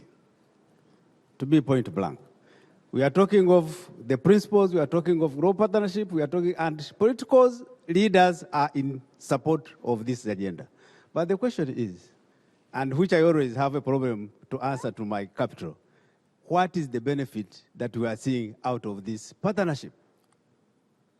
I will leave it at that. Once we can answer that one, I trust and I want to assure you the political interest will be back on the road and you will see it in full swing. Two, how do we care? How do we make donors care about space? I think, how do we make partnership care about space? I think we need to involve all the partners on equal footing. Let it be civil society, let it be private sector, let it be academia. Everyone has a role to play. And the problem here is that sometimes people don't realize that everyone has a role to play. And they always skew to government aspects and they leave alone these other actors. The actors are also equally important, and I think we need to bring them back on the discussion table. How do we ensure community ownership? I think this is very critical, very, very critical. I was talking about ownership, but ownership, if it is not with the community, then it is not ownership. Because these programs, these interventions, this support is always done at the community level.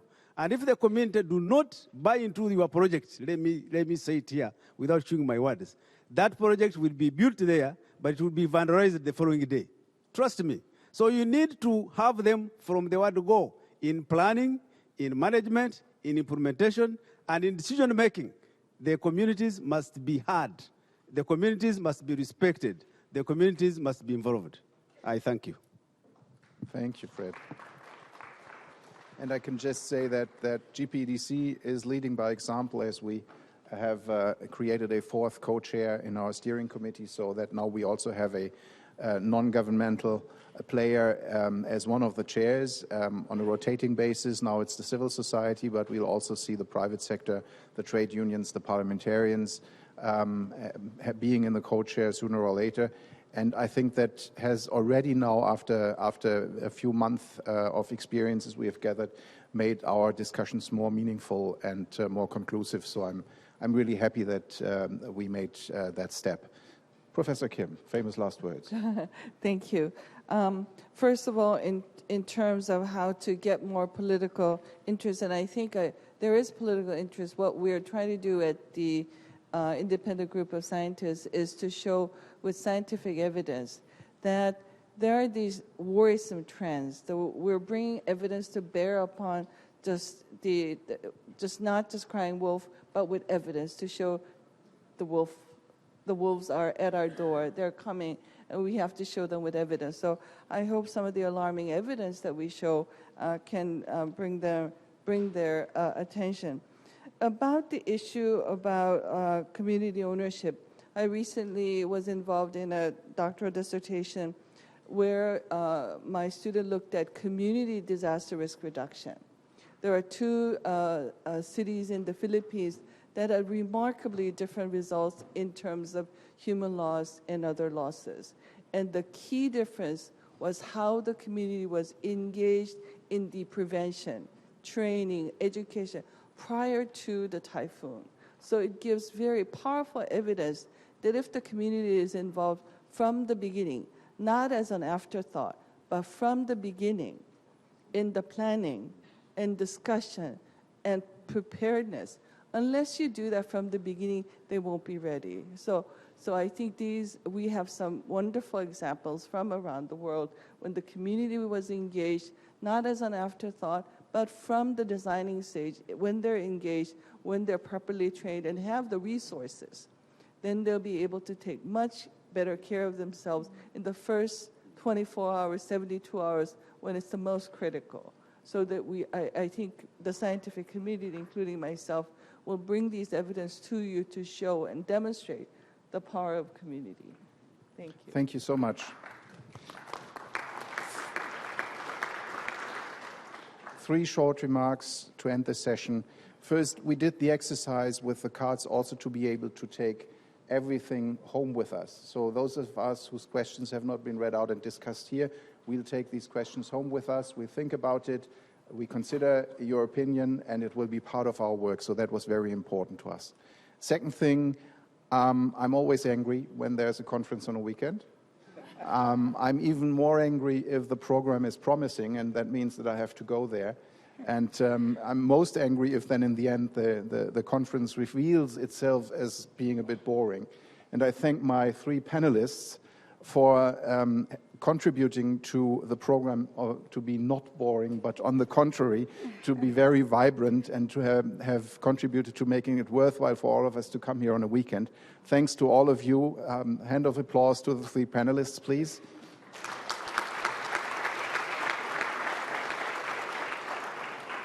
And finally, we made a 60-minute sessions in 50 minutes. Well That's done. effectiveness. Well done. Thank you. A round of applause for Dominic, please.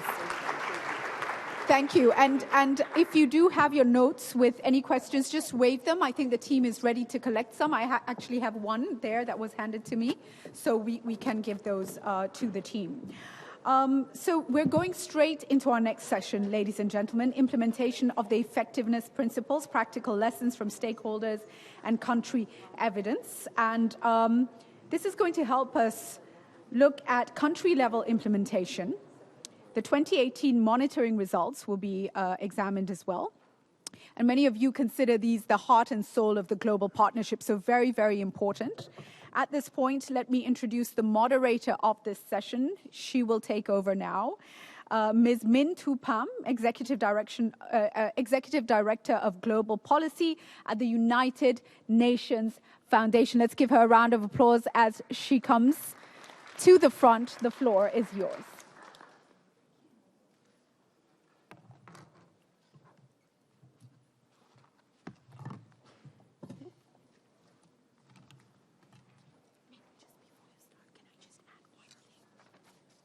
Ladies and gentlemen, just one request as we start this session. Could you please follow on Twitter at UNDP Live, UNDP Live, at UNDP Live, and at OECD Dev. Please follow those two handles, and at Dev Cooperation. Thank you very much.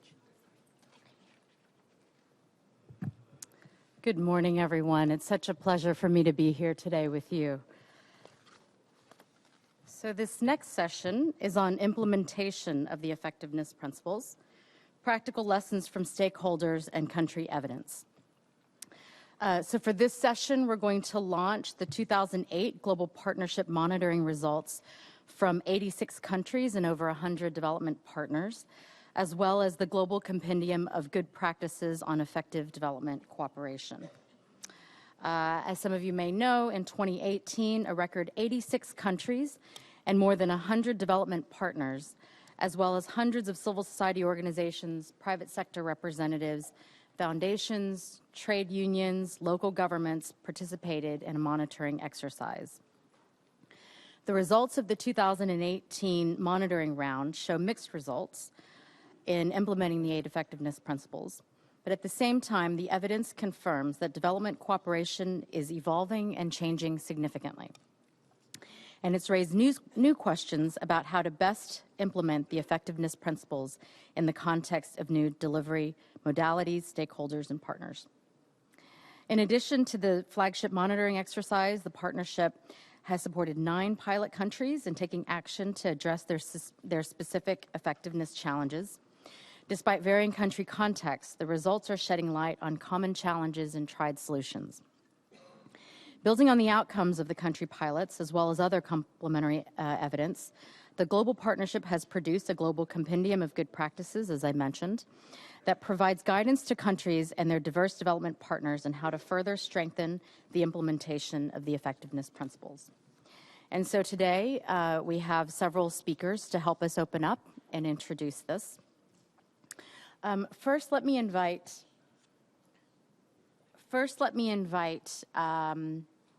Ms. Ulrika MODÉER, the Assistant Secretary General at the Bureau for External Relations and Advocacy at UNDP.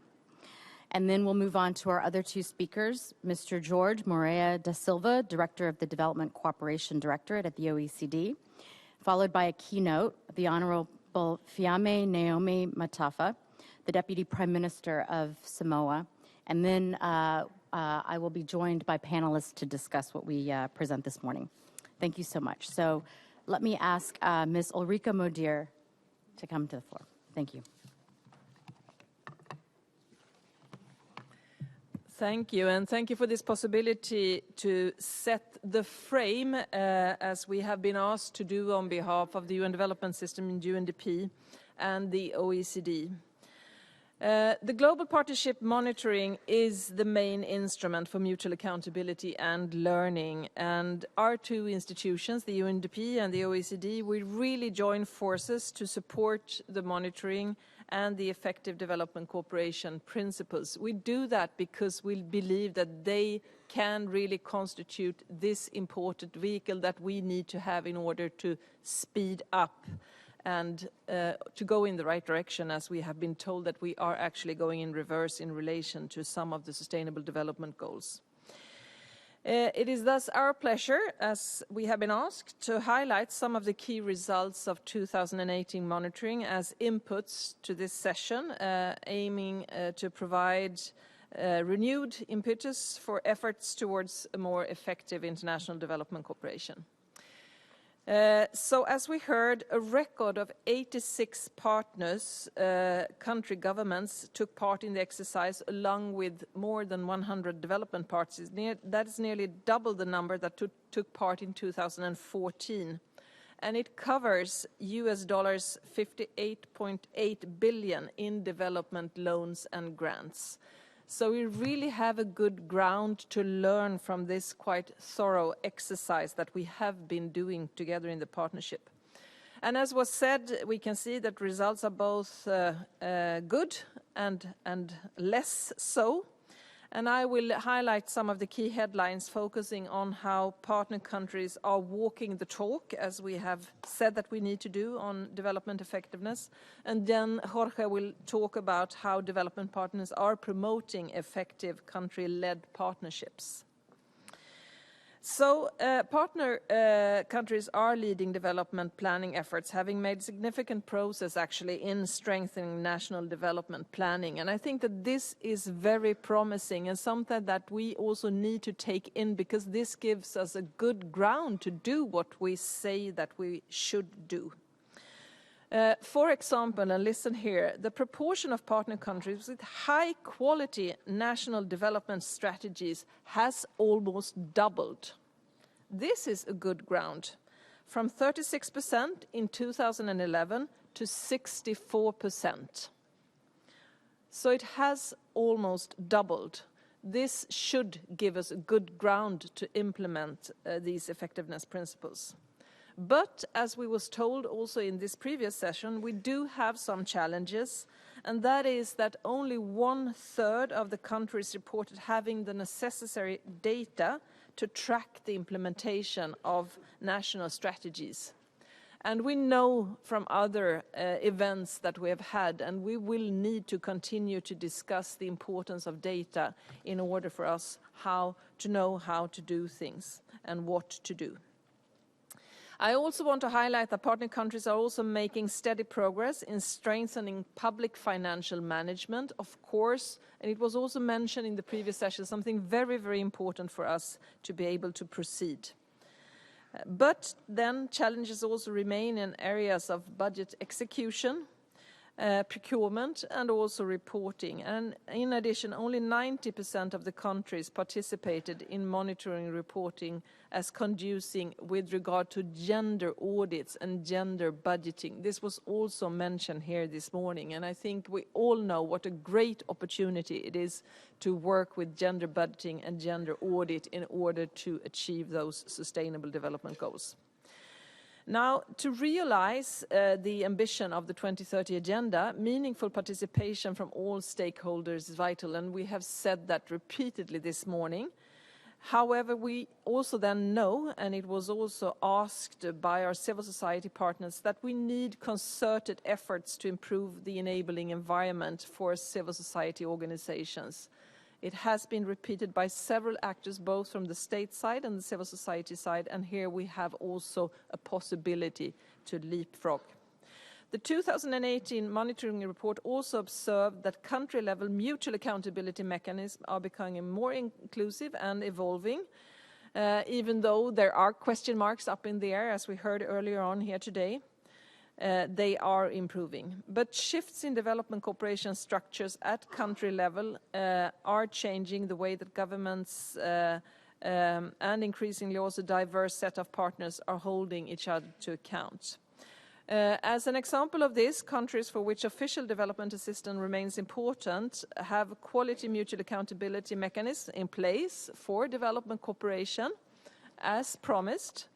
But we see also, and this is of course even more promising, that partner countries are less dependent on development assistance and moving thus to country-owned, more holistic accountability structures with an increasingly diverse set of development partners engaging in these structures. This is more challenging and requires new sets of accountability, but of course very promising in line with the importance of local ownership. So these shifts will have implications for the way partner country governments and the development partners undertake the global partnership monitoring process. And to remain relevant, the partnership will need to carry on adapting its monitoring to reflect the opportunities and challenges as we go on and need to speed up to reach the goal of the 2030 Agenda. Thank you. I'll hand over, I think, to Jorge.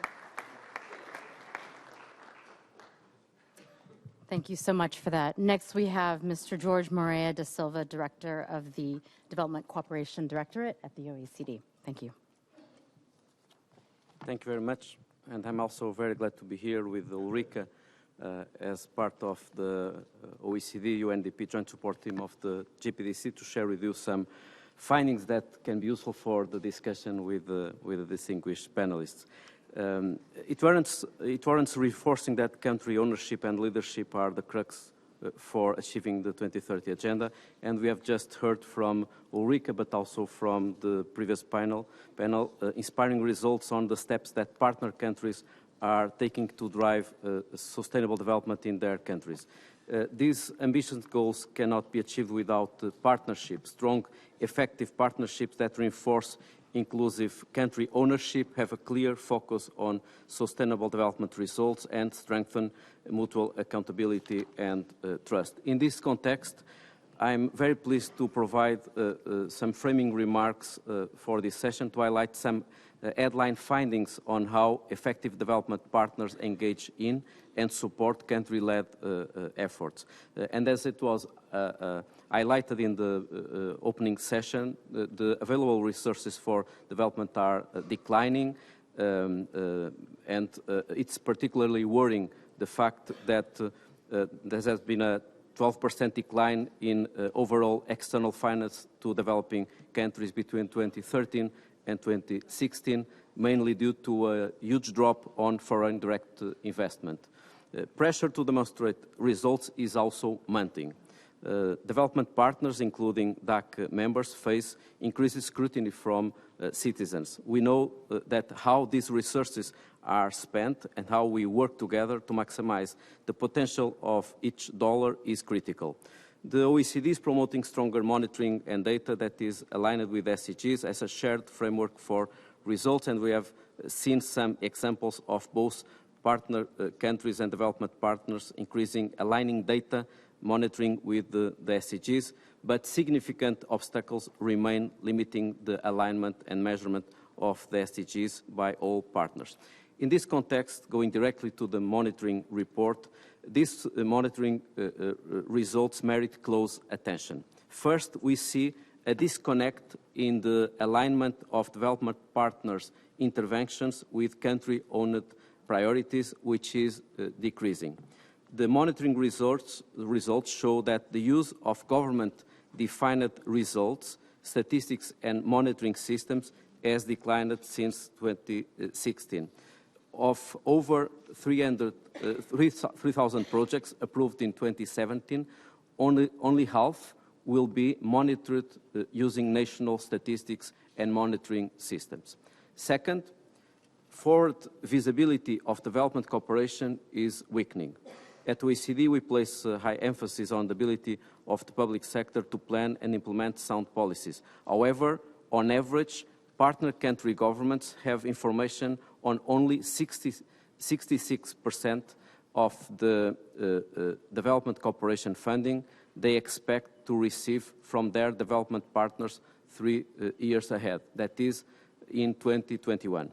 Linked to this, the share of development cooperation funding recorded on national budgets that are subject to parliamentary scrutiny has also fallen, undermining domestic accountability over these resources. Third, support to civil society could be improved.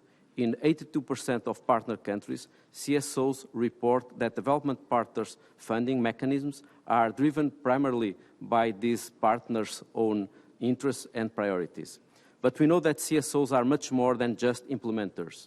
CSOs are development actors in their own right, and when treated as equal partners, CSOs can bring critical knowledge on local needs and priorities.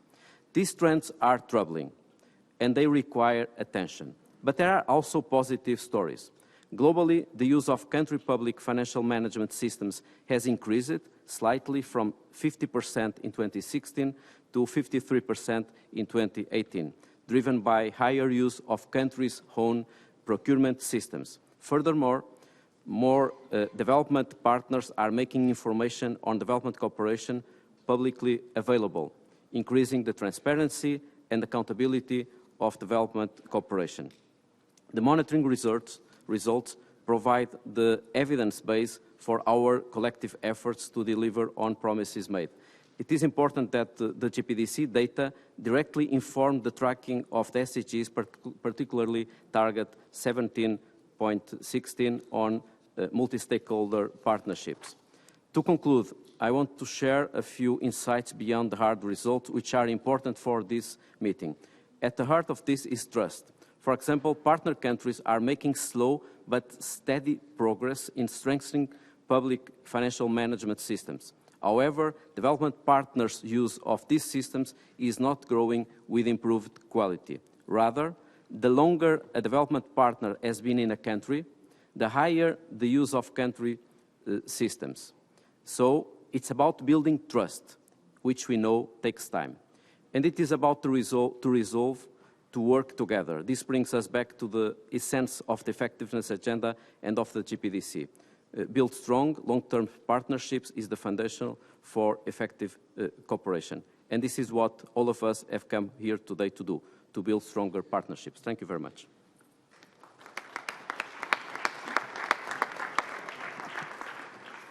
Thank you so much for that. Next, I'd like to invite our keynote speaker to the podium, the Honorable Fiame Naomi Matafa, the Deputy Prime Minister of Samoa. Thank you.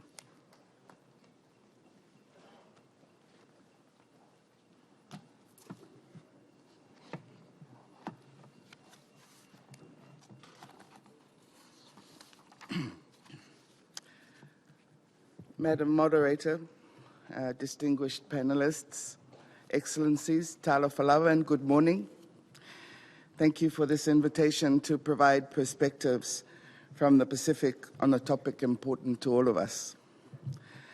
Excellencies, Pacific leaders made two key policy decisions in 2009 and 2015 that has shaped the Pacific's engagement with global development agendas and partnerships, such as the GPEDC and the 2030 Agenda. In 2009, Pacific leaders called for making development efforts more effective and deliver more for our people. To implement this, regional initiatives through the Pacific Forum Compact, such as peer review of country systems, development partner reporting, and public financial management reforms, focused on supporting Pacific countries' efforts to strengthen systems and engagement with development partners. This helped to increase Pacific interest and participation in the GPEDC monitoring in 2015 and 2018, which complemented regional and national efforts. As a result, ownership and leadership over national development agendas has strengthened, including the introduction of aid management policies and mechanisms to guide development partner engagement. Public financial management reforms were implemented, resulting in improved public financial management systems. Development partner engagement also improved with more joint programming, reduction of missions, and increasing budget support. The GPEDC monitoring also highlighted major gaps in our development efforts, including the limited attention to tracking resource allocation for gender equality and empowerment of women, the poor links between national prioritization and resource allocation, the very low use of country systems by development partners, and the ad hoc engagement of non-state actors in national policy making, implementation, and reporting. Since then, the Pacific, through the Forum Economic Ministers, have prioritized the introduction of gender-based budgeting, linking plans and budgets through medium-term expenditure frameworks, and more structured mechanisms have been introduced for development partner and non-state actor engagement in policymaking at the national and regional levels. One of the key Pacific learnings over the last 10 years is the effectiveness of South-South cooperation.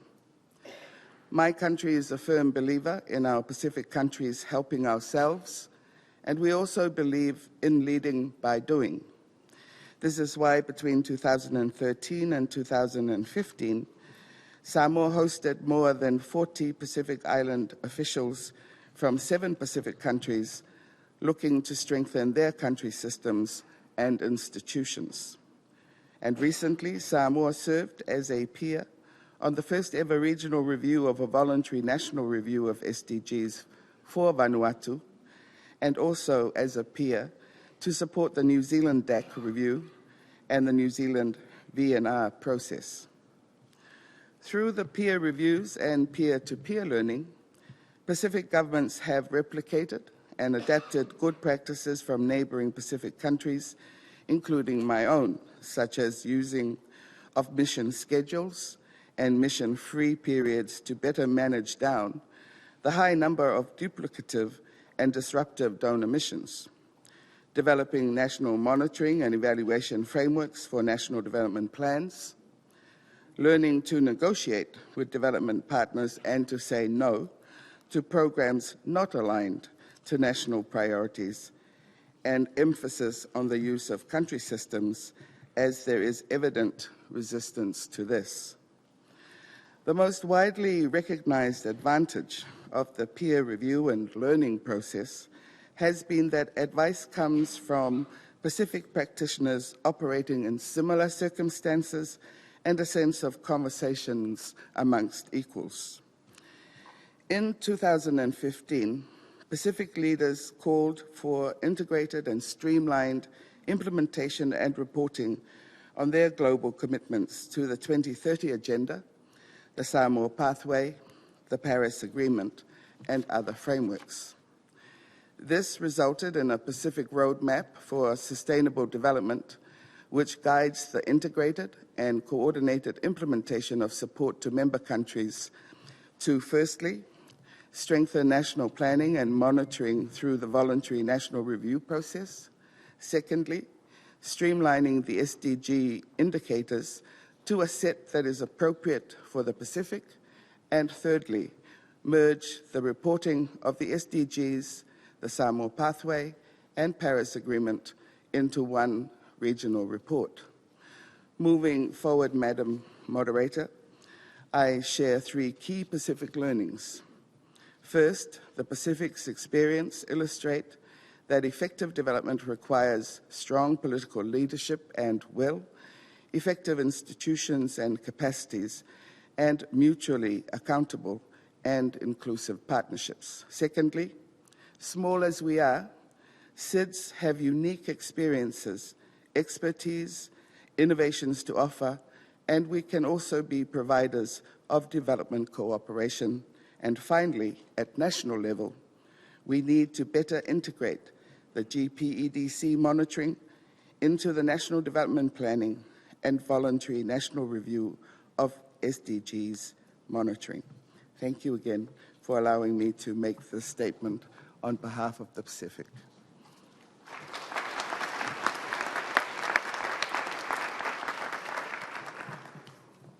Thank you so much. That was wonderful. Really helpful for this. All right, so let me introduce our panelists. First, we have the Honorable Utang Tur, who is the Union Minister of the Ministry of Investment and Foreign Economic Relations in Myanmar. We also have Mr. Richard Sewakirianga, who is with the Ugandan National NGO Forum.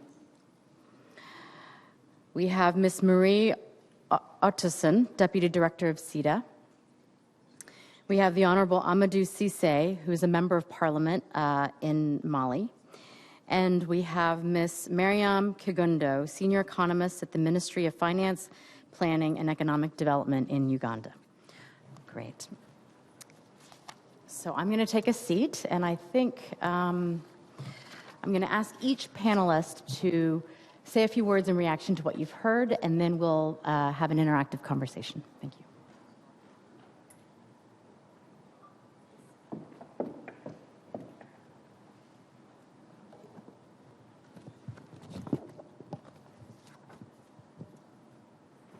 All right, let me start with Mr. Utang Tur from Myanmar. We've seen that partner countries are making progress to establish policy and institutional frameworks necessary to facilitate partnerships for development. But that implementation of well-intentioned plans are not always met with the requisite action. Why do you think that's the case? What challenges have you faced in implementing your sustainable development strategy, and how are those challenges being addressed? Please, go ahead.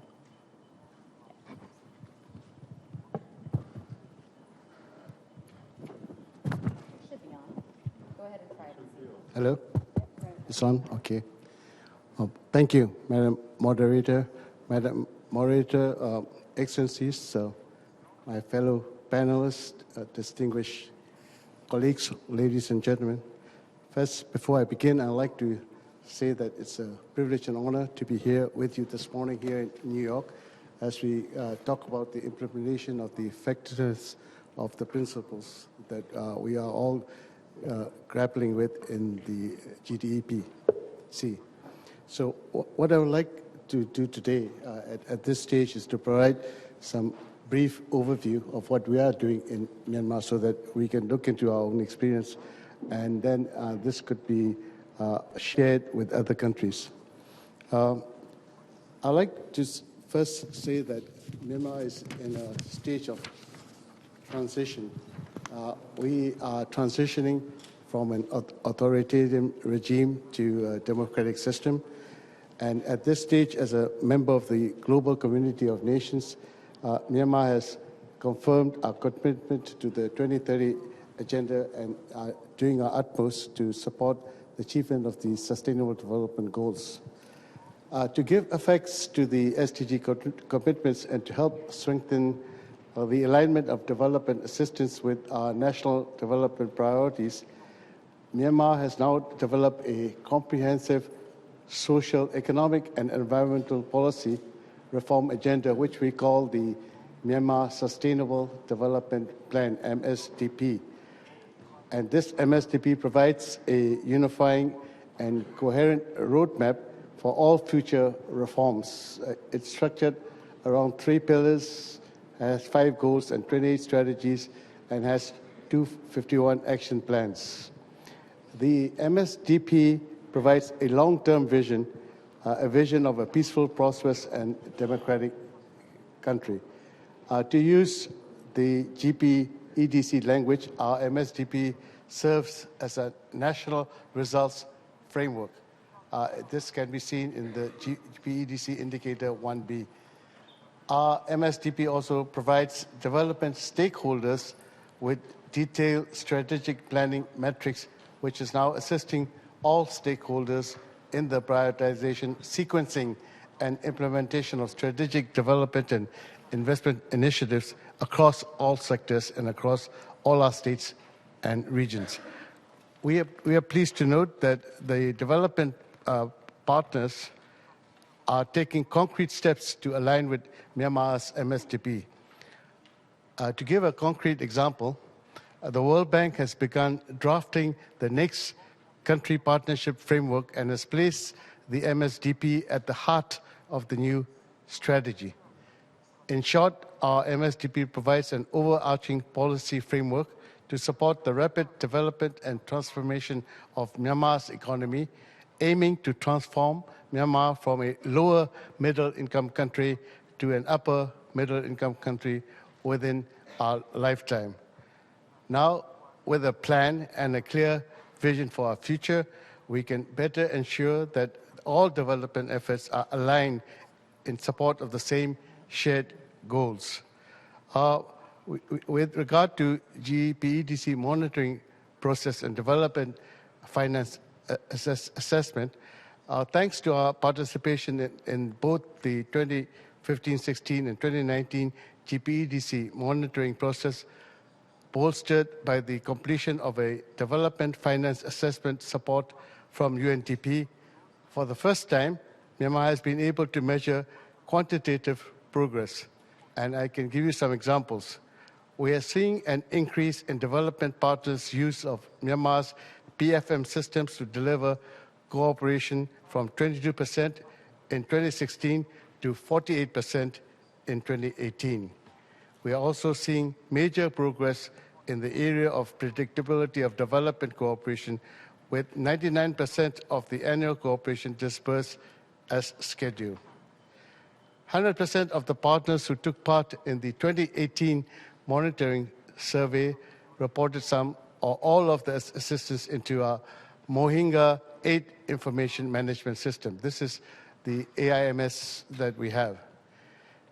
We expect donor alignment to our national results framework to be further bolstered when we launch our new MSDP National Indicator Framework, or NIF. We are now in the final stages of identifying individual SDG-aligned NIF indicators. Then I'd like to touch upon something that might be of interest to our friends and colleagues here, is the development assistance policy that we have adopted. In order to maximize the quality of international assistance, we have developed a new development assistance policy designed to reflect Myanmar's unique conditions.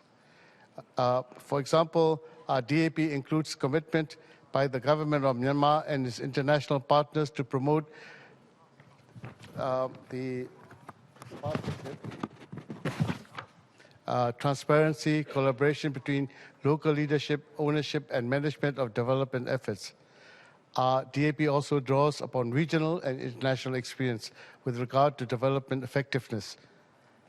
The DAP has been drafted as a living document, constantly being improved. We have circulated an updated draft this month to our development partners in order to seek their feedback and input.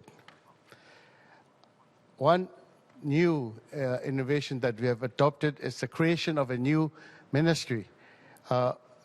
In order to fully implement Myanmar's development effectiveness agenda, we have, since November 2018, set up a new Ministry for Investment and Foreign Economic Relations, and I'm proud and privileged to lead that organization. That organization, the ministry, has been formed to further improve the government's ability to ensure that development assistance fulfills the needs of all our peoples while promoting quality, responsible, and sustainable economic development and investment through enhanced cooperation with the community. I believe strongly that well-managed and strategically targeted development assistance can and must play a critical role in facilitating a more investment-friendly environment.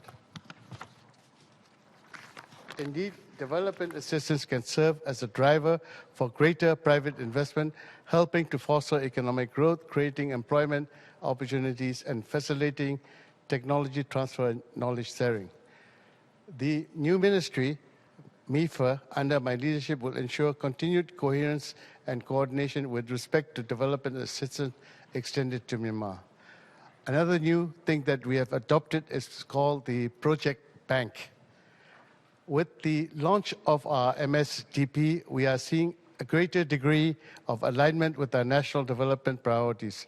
To further assist our development partners in identifying investment opportunities in more strategic, transparent, and open manner, the Ministry of Planning and Finance, together with my ministry, the Ministry of Investment and Foreign Economic Relations, have developed what we call a project bank, a rolling data bank consisting of major transformative projects that have been screened, appraised, and prioritized such that they are ready for implementation with the most appropriate source of financing, be it government budget, development assistance, or even through private sector financing by way of private-public partnerships mechanism. Our project bank is envisioned as an online one-stop shop where all information on projects designed to implement the Myanmar Sustainable Development Plan can easily be accessed with a single click. I think I will stop here so that you have a chance to pose questions to the panelists. Thank you very much. Thank you so much, Mr. Yutan. It's very interesting to hear. Very interesting to hear.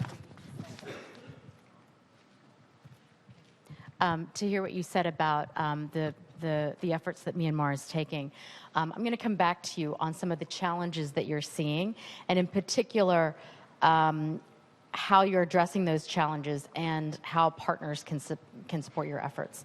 But let me next go to Mr. Richard Sesa-Wakirianga, who is with civil society, and He is with the Ugandan National NGO Forum.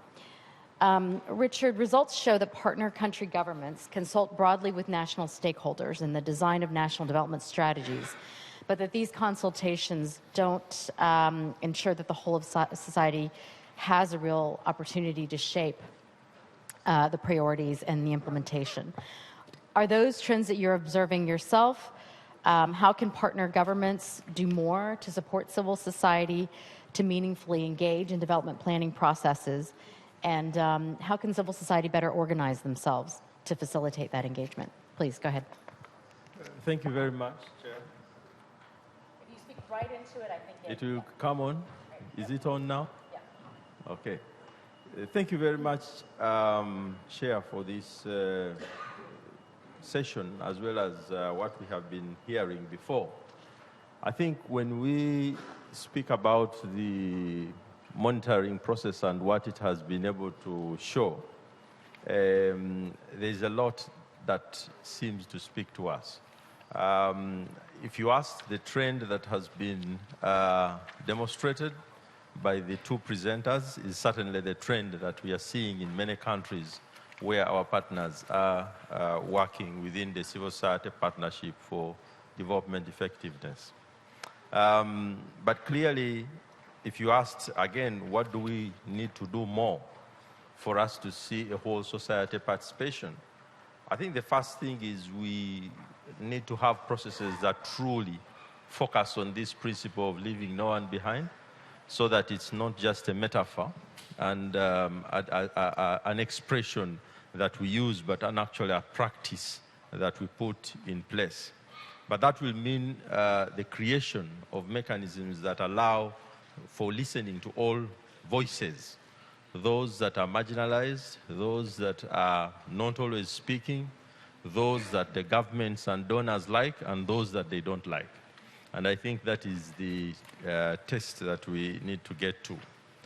But another thing which is important, and I've heard our minister from Myanmar also speaking about this, is to create conditions for transparency at the level of budgets, of plans, as well as at the level of expenditure. And I'm sure the parliamentarian will talk about this, because I think when you talk about these processes, that transparency is one of the things that can allow for whole society participation and appreciation, because when people see that their money is going into the right places, then that is good. But when money is buying more patrol cars for the police rather than ambulances for the sick people, then that is where the disconnect is. And I can align to that because it's happening in the country I come from. The other thing which is, I think, important is to also ensure that we allow for all segments of society to flourish. The discussion that we have had since morning, I am happy that everybody has talked about shrinking space before I took the floor. So as civil society, I don't need to now preach. I think it is to practice, which is to say that we need to do a lot more to create the enabling conditions within the planning frameworks, but also the regulatory frameworks to ensure that civil society flourishes, but also that private sector has the enabling conditions to invest well and also grow, especially in countries where it is not as strong. But also for progressive across the sector regulation that allows, say, for promotion of things like gender equality and others. So I guess that for me, those are some of the fundamentals that we need to do. As civil society, yes, we have to do our part. And one of the things that we have done through this process of the global partnership is to support our own development effectiveness. We have a document called the Istanbul Principles for Civil Society Development Effectiveness. And in that, we actually articulate very clearly what we need to do to support our own effectiveness. But also we recognize that we need to strengthen our own internal systems of accountability and ensure that they are well managed, they are progressive, They are connected at the national level, at the regional, but also at the sectoral level, because we know that even within civil society, those in the north and those in the south, there are still relationships that need to be flattened out and made much more, progressive. So those are some of the things I would start with for now. Thanks.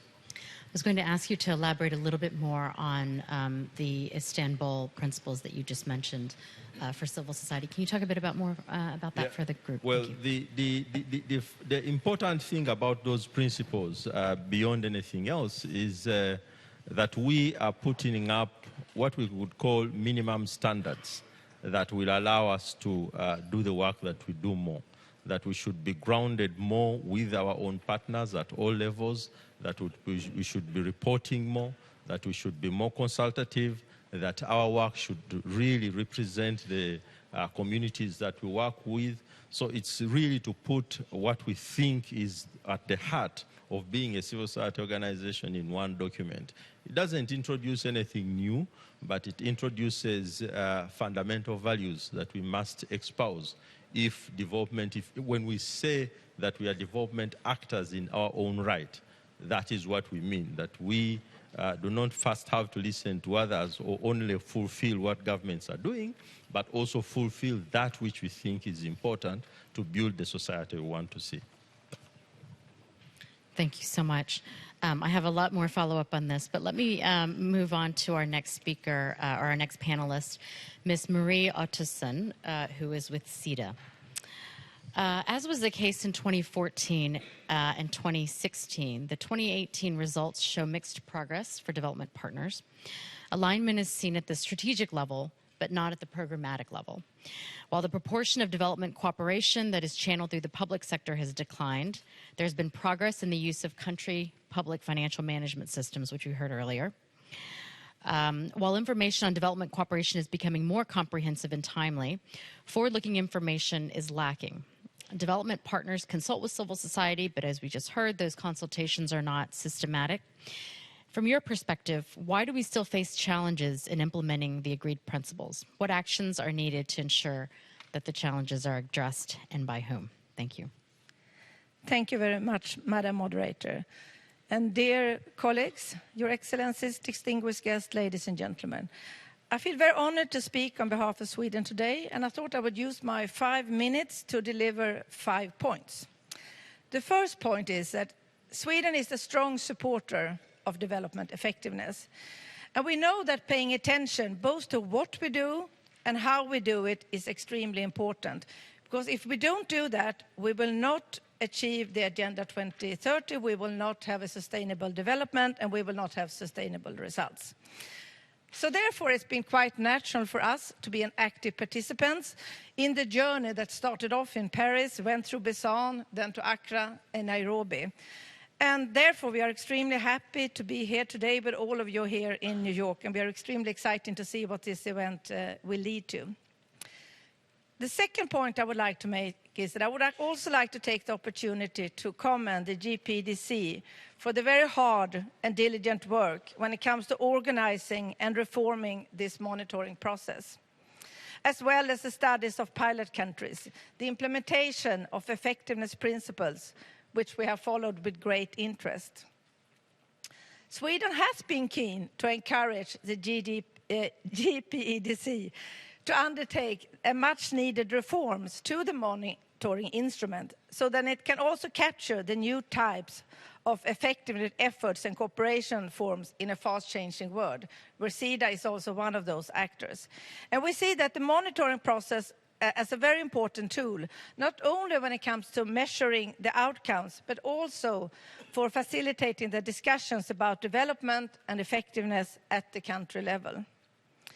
The third point I would like to make is that when we are approaching the last decade of the Agenda 2030's implementation, I see two global trends that we, as the promoters of development effectiveness, we need to respond to. And those are something that we think a lot of also from a Swedish perspective. The first one is fragility. The second one is mobilization of private capital. Start with fragility. We focus more and more of our development cooperation on those most in need. In other words, they are in fragile contexts. So a growing percentage today of our country programmable aid is done through multilateral organization, which we find a very useful and effective way of working. And today, almost 60% of our Swedish development cooperation is channeled through the multilateral organization, out of which 35% is core support. And in addition to this, we provide 20% is implemented through different CSOs. And then come to the mobilization of private capital. We know now that the global ODA falls way short of the resources required for the implementation of the Agenda 2030. So it's clear that we need to use the ODA in a catalytic way to leverage other finance. But how do these principles of development effectiveness relate to these other flows? And how do we link the development effectiveness principles to the wider development financing agenda? And I know that session 4 today will also dig into the work done on the private sector engagement, and that is, from our perspective, a very important first step in this line of work.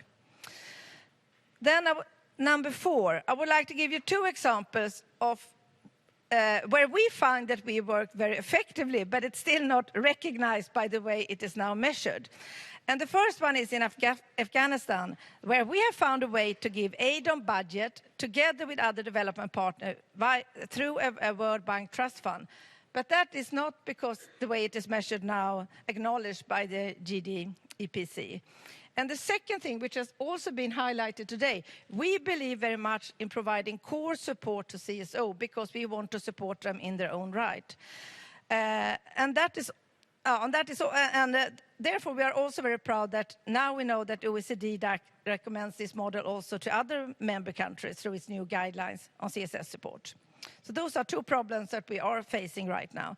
And my last point is that I would also like to emphasize that we find it extremely useful to structure the discussions around the link between development effective principles and the SDG. And it will be helpful to jointly illustrate this connection with different case studies and different examples. And in Sweden, we collaborate with different networks of government agencies. We have different platforms and networks when it comes to municipalities and businesses. And they're all aiming for the same thing, to support the implementation of the global goals. So with that, I think my 5 minutes have come to an end. So I would like to thank GPEDC once again for bringing us together and for making sure that this effectiveness journey continues with new energy. Thank you very much. Great. Thank you so much. Thank you so much. I will definitely come back to you all, though, because I do want to tease out the emerging trends that we're seeing. Thank you for telling us about the great work you're doing. But let's get to the crux of that in this next round. But let me now move on to the Honorable Amadou Cissé, who is a member of Parliament in Mali, to provide an intervention. I almost hesitate to ask my question since I know you all already have your the points that you want to make. But I do want to highlight the critical role that parliamentarians play in development efforts in terms of enacting legislation, adopting national budgets, and overseeing the implementation of development commitments, as well as obviously monitoring results. So let me just go ahead and have you make your comments, and then I will follow up with questions. Please go ahead.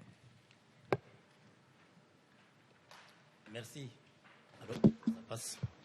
Merci, Madame Thank you, Madam Chair. Mesdames et Messieurs, bonjour. Ladies and gentlemen, d'abord, permettez-moi tout d'abord de saluer ici la présence de la présidente et du secrétaire général de l'Union interparlementaire dans cette salle et qui se battent tous les jours pour que le Parlement joue pleinement le rôle, n'est-ce pas, dans le Conseil des Nations. Merci beaucoup. Ceci dit, nous les parlementaires, au-delà du vote des lois, nous avons un rôle essentiel à jouer. Can I just ask you to pause 1 second? Can I have someone help with changing the translation for the members of the panel, please? Apologies. Just make sure that this is actually an English translation.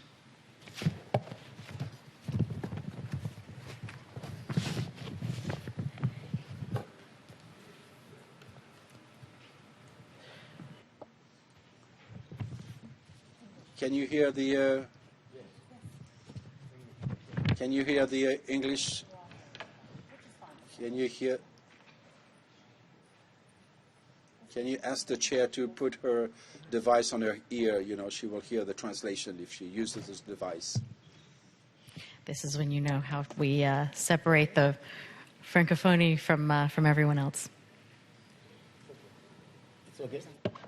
Bien, on peut aller? Please ask the chair. Can you hear us, Madam Chair? Yes. Can you hear? Good. Yes, go ahead. Donc, je disais merci, Madame la modératrice. Permettez-moi d'abord de saluer ici la présidente de l'Union interparlementaire et du Secrétaire général, qui, je disais, se bat tous les jours pour que les parlements puissent jouer pleinement le rôle dans le Conseil. Ceci dit, nous, les parlementaires, au-delà du vote des lois, nous avons un rôle, je disais, essentiel à jouer. Celui d'obliger les gouvernements à rendre compte de leurs décisions d'emploi et de ressources, notamment en matière d'aide au développement. L'étendue effective de ce rôle varie considérablement dans le monde.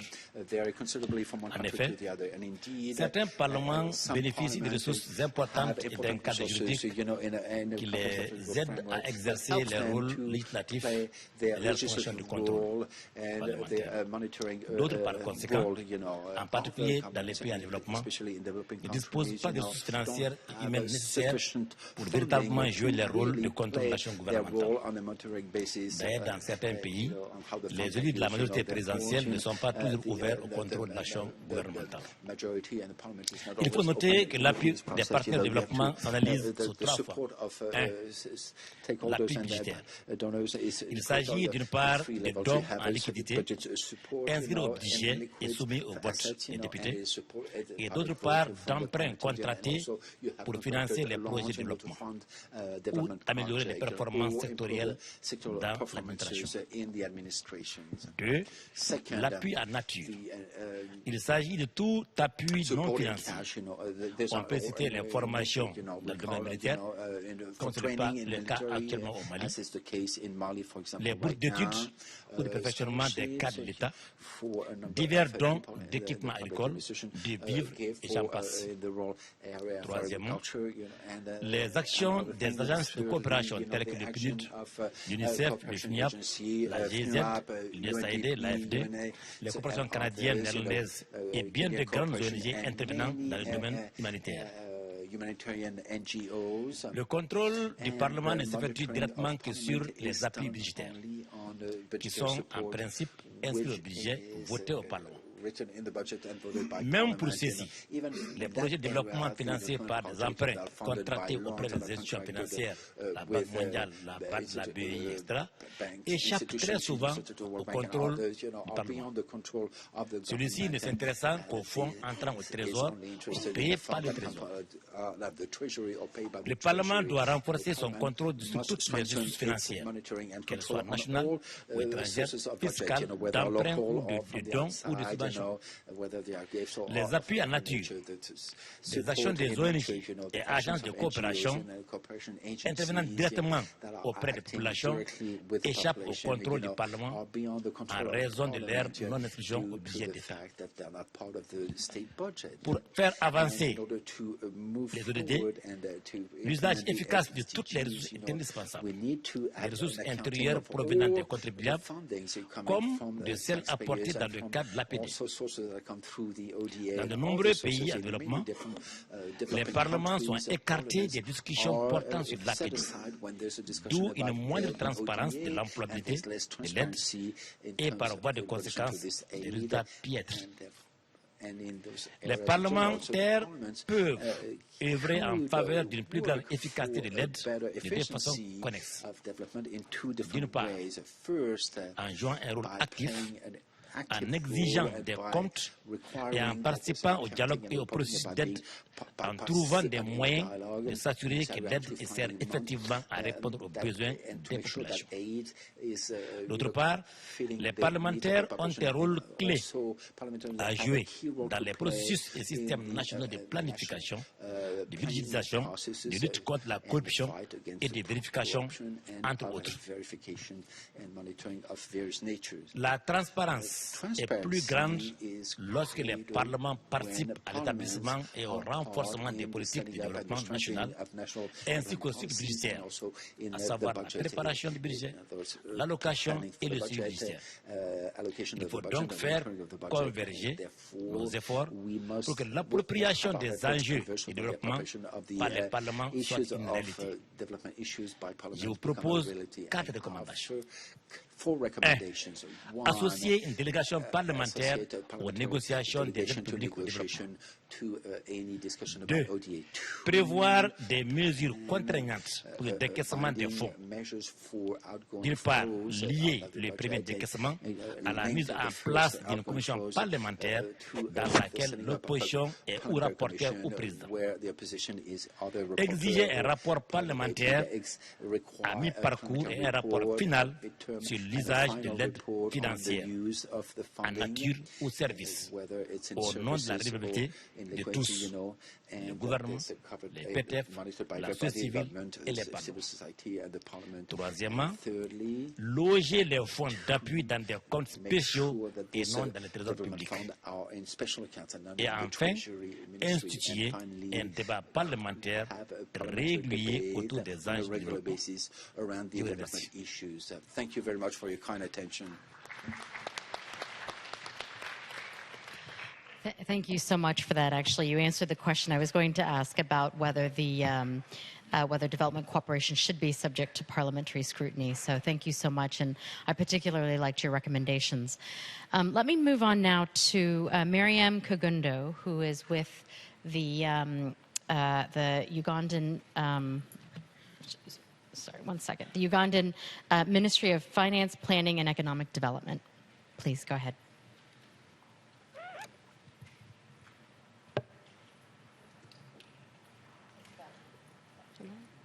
Hello, hello. I hope you can all hear me. Yes. Thank you, Madam Moderator. In Uganda, we carried out a review of our development cooperation architecture. And why did we think this was important for us as a country? Like my colleague, or should I say my boss, mentioned in the session earlier, there's been lots of changes in the development architecture globally. And with this, there are different procurement steps, different ways of monitoring, different conditionalities. So we needed to do a survey or a study on the architecture or on the development cooperation in Uganda. And another thing was there's quite a lot of the resources from the partners that wasn't being aligned to our national systems. There was skewed accountability. All this has already been mentioned. So this is why we had to carry out a review of the architecture in Uganda. So what were the results? Well, these have already been mentioned, and I feel like I'm repeating myself, but in Uganda's case, we looked at the 4 different areas. We looked at effectiveness, we looked at accountability, we looked at inclusiveness, and we looked at ownership. So under effectiveness, we have several structures in place that look at issues that discuss strategic issues. They're being identified and they're being discussed.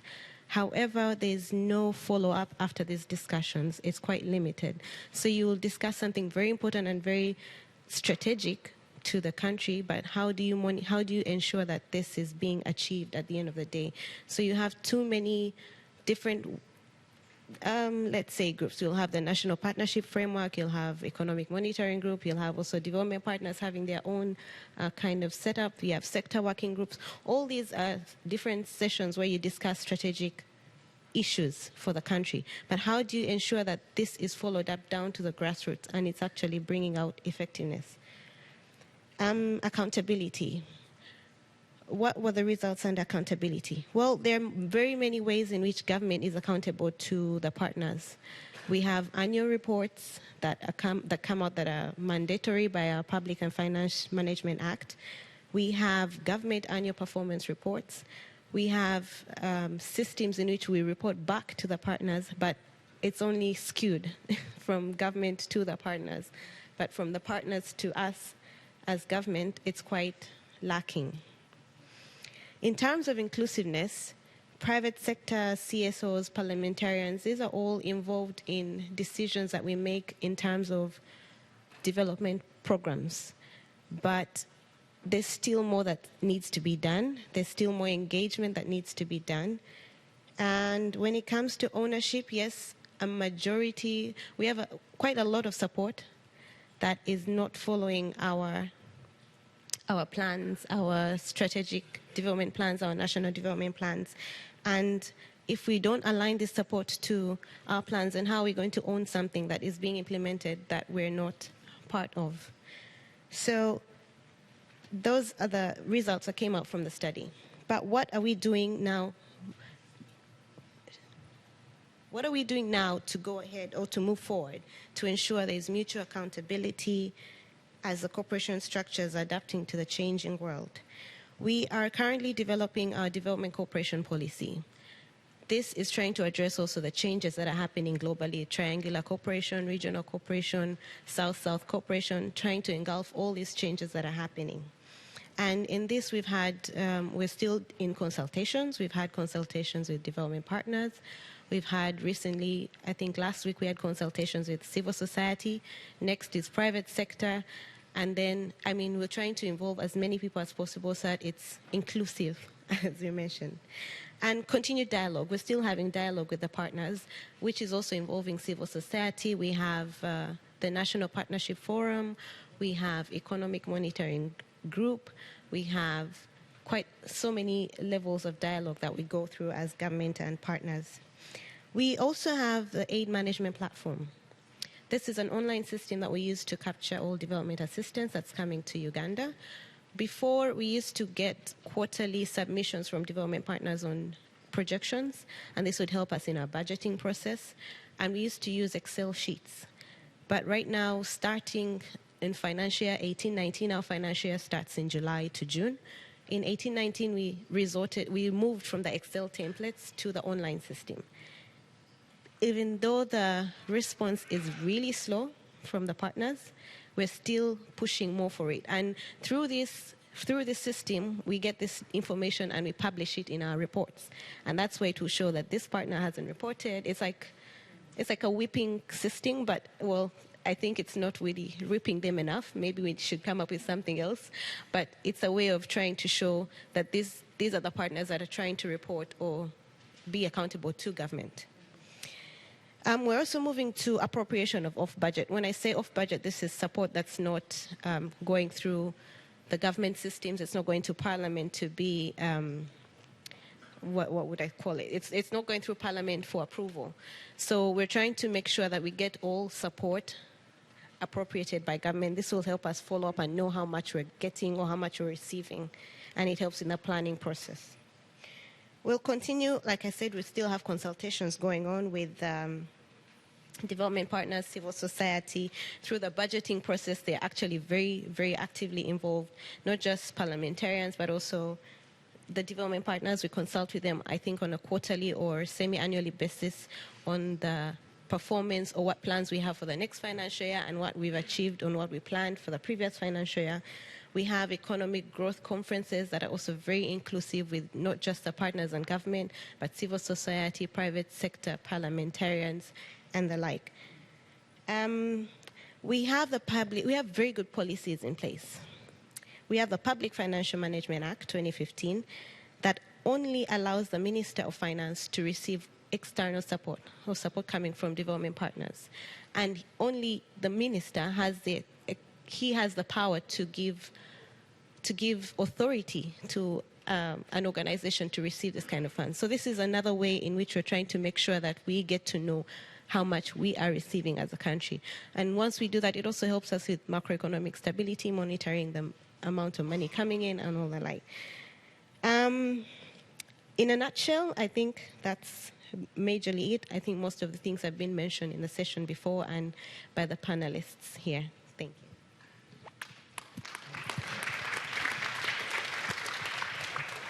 Thank you so much. So I'm going to go ahead and alert the audience here for your questions and your comments. And while you're thinking about those.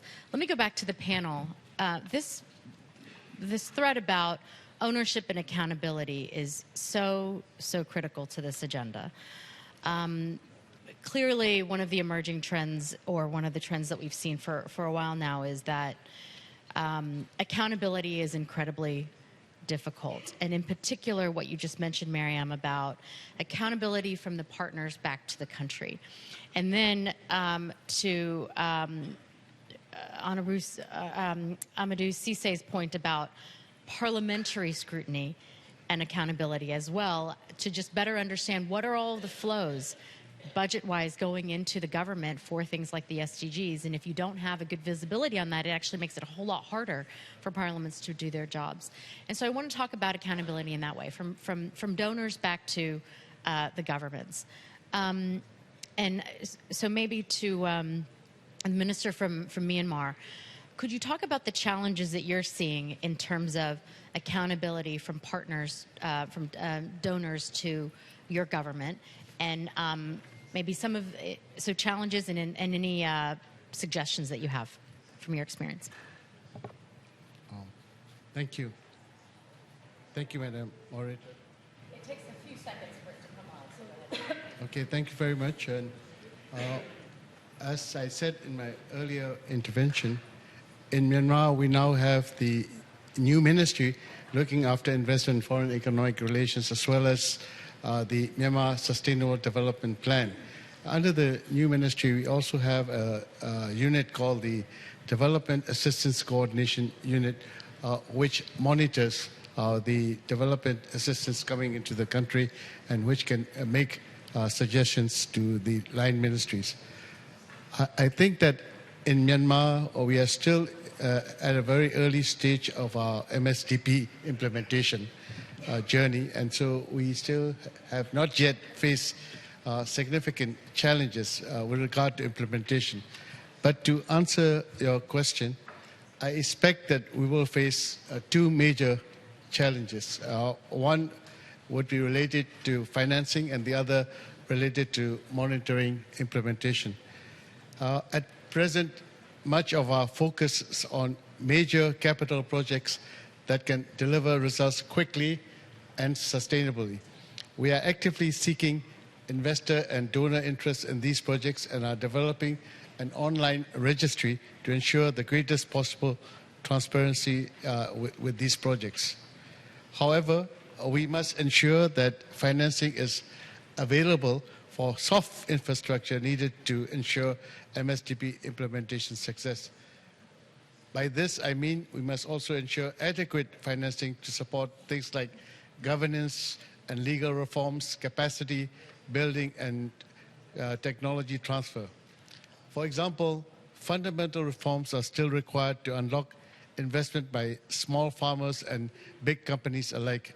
Among the most important areas that we are focused on is improving the regulatory framework for private enterprises, enhancing financial sector efficiency, and modernizing land tenure and transfer systems.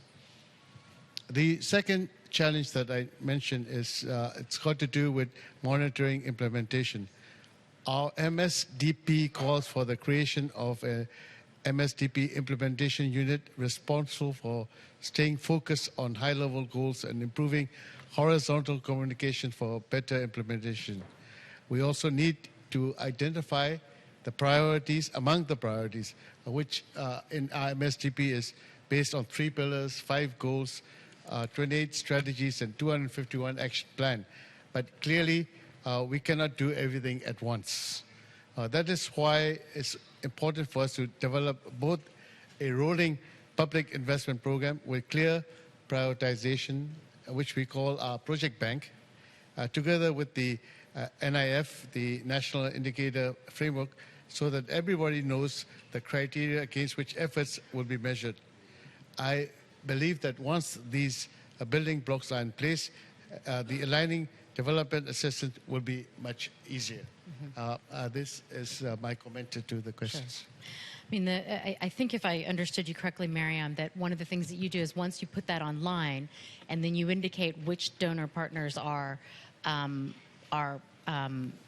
looking at that and using it, that then creates a transparency where it almost creates some pressure for others to then do the same. Is that right? And so I think the hope is that once Myanmar has this off the ground, then you'll do the same kind of thing. Let me turn to our colleague from SIDA on this point as well. I mean, you know, when we're talking about accountability from donors to the national government, what do you think the challenges are, and what can donor partners do on this? Thank you. And this is really a very, very important question. And first, I would like to say that when it comes to visibility and transparency and accountability, Sweden stands up for that 100%, 110%. So that is really something that we are trying to address, not only when it comes to international to report to others, but also in our own country. So be able to have reliable data that are easily accessible is really important. I already mentioned in my 5 minutes that we have some problems nowadays because it used to be easier when we were providing budget support. But having said that, we have the situation that we have right now. So we will continue to work in more fragile states. We will channel a lot of the money through multilateral organizations and so on. So I think that we need to be more persistent. I think if I'm a little bit self-critical, maybe we haven't really worked hard enough also with the UN, with the other donors to see, but how can it be changed? How can it be measured? Because we all want the same thing.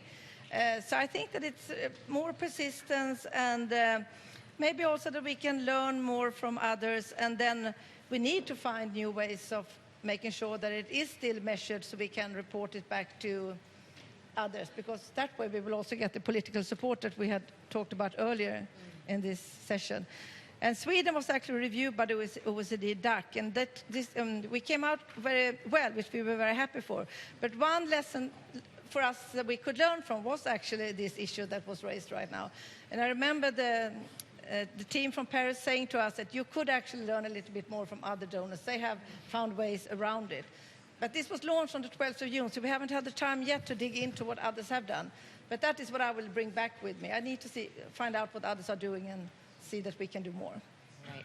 Well, with that appeal then to find out what others are doing, let me see if there's any comments or questions from the floor on this conversation.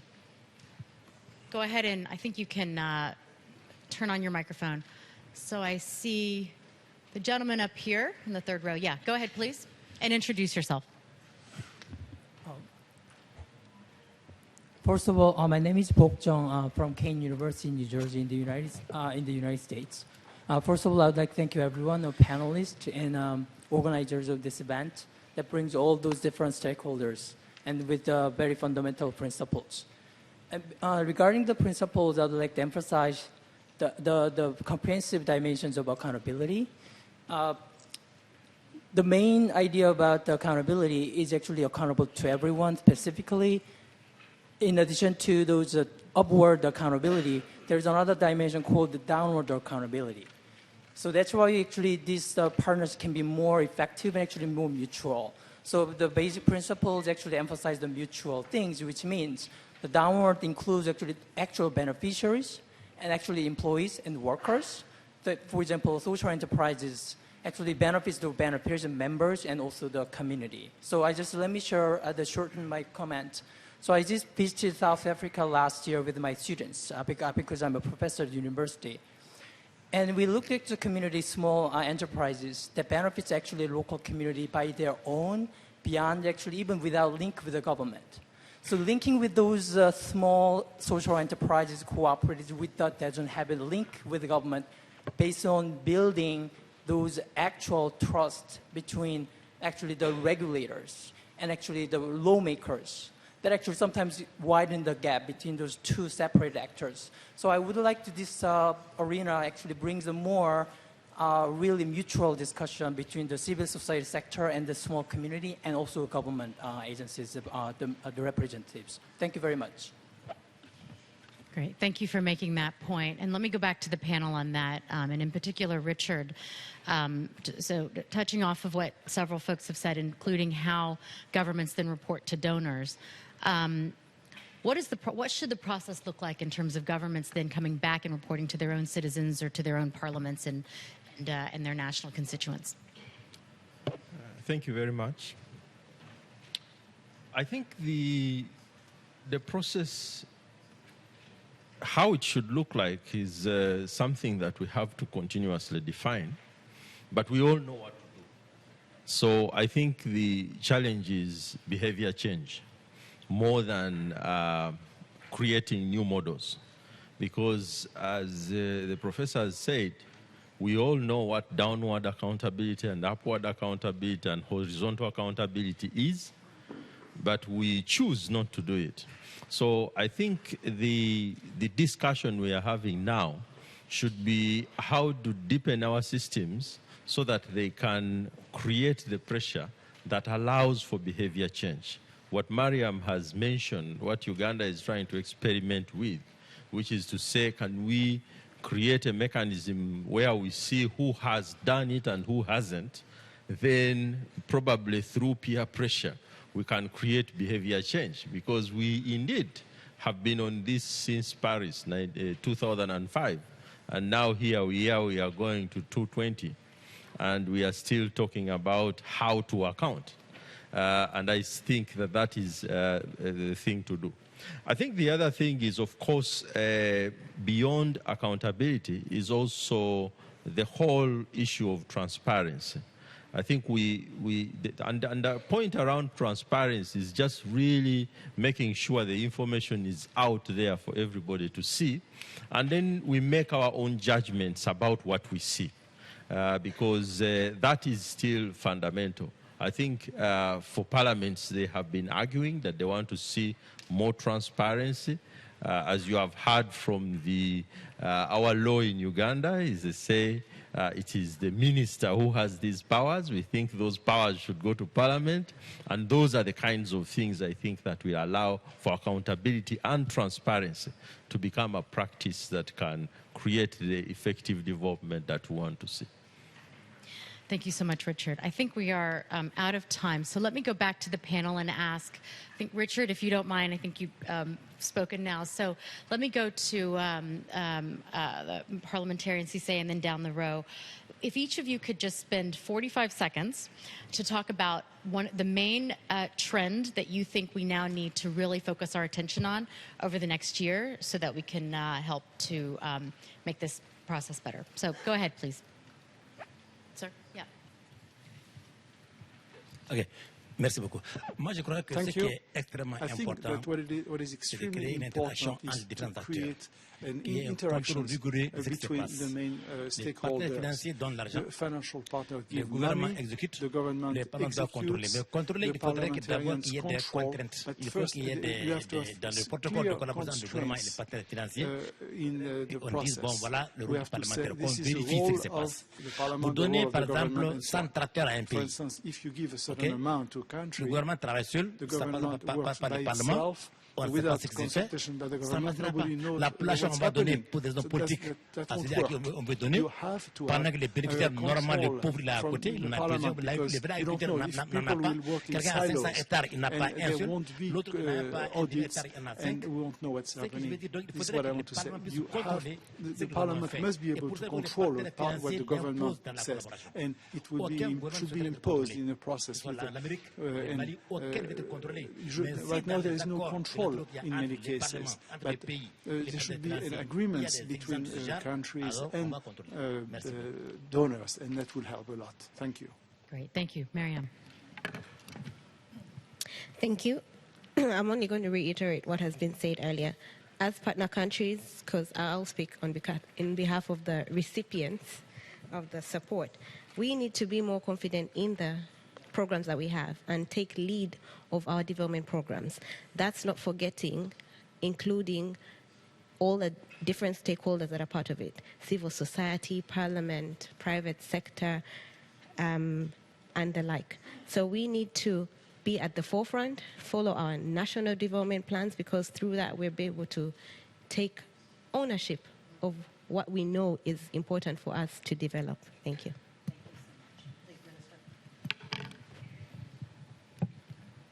Thank you very much. I think today we've a lot of my colleagues stressed on interaction between stakeholders, governments, parliament, civil society, and the like.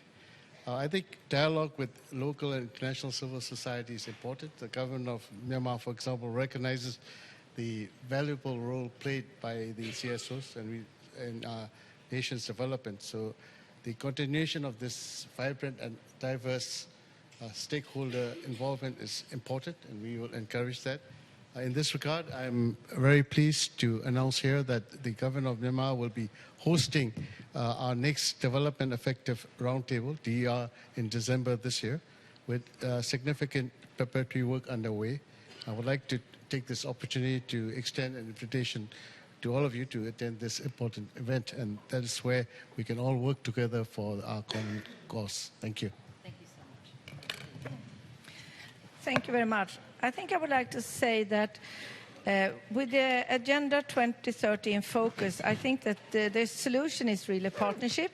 And it's very easy to be overwhelmed and say that, okay, but we are off track now with the Agenda 2030. But I think it is extremely important to stay focused on the agenda and what we want to achieve, and also to be positive, because yes, it is difficult now. We see a negative trend when it comes to civil society and their opportunity to speak up. And we also heard earlier that there are problems, there are some problems also when it comes to gender issues and so on. Those are the issues very important to us. But I think that by teaming up, by working in different groups, partnership networks, and being flexible and innovative, and just stay committed, then we can really achieve the Agenda 2030. So that is what I take with me. Can you please give a round of applause to our panelists and our speakers earlier? Thank you so much. Thank you very much, Min. Excellent job. And to the panel as well. Another round of applause, please. Ladies and gentlemen, thank you for your attention. It's been an incredible morning of discussions. It is time for lunch, which will be served on the 4th floor. We cannot access the 2nd floor, so I'm going to ask everybody to please walk up the stairs, go up out the doors at the back, and you will be on the 3rd floor. You can use the stairs or the elevator to get up to the 4th floor. Just to remind you that after the break, we have parallel sessions. At 1:30 p.m., you can choose to come back to this room or to the room next door, the Trusteeship Council Chamber. We have a session in this room on effective development cooperation in fragile contexts. In the next room, we have a session on effectiveness in South-South cooperation. From 2:30 p.m. in this room, we're going to be looking at whole of society approaches, and in the next room, effective triangular cooperation. Ladies and gentlemen, please be back in the rooms at 1:30 p.m. Enjoy your lunch. Thank you very much.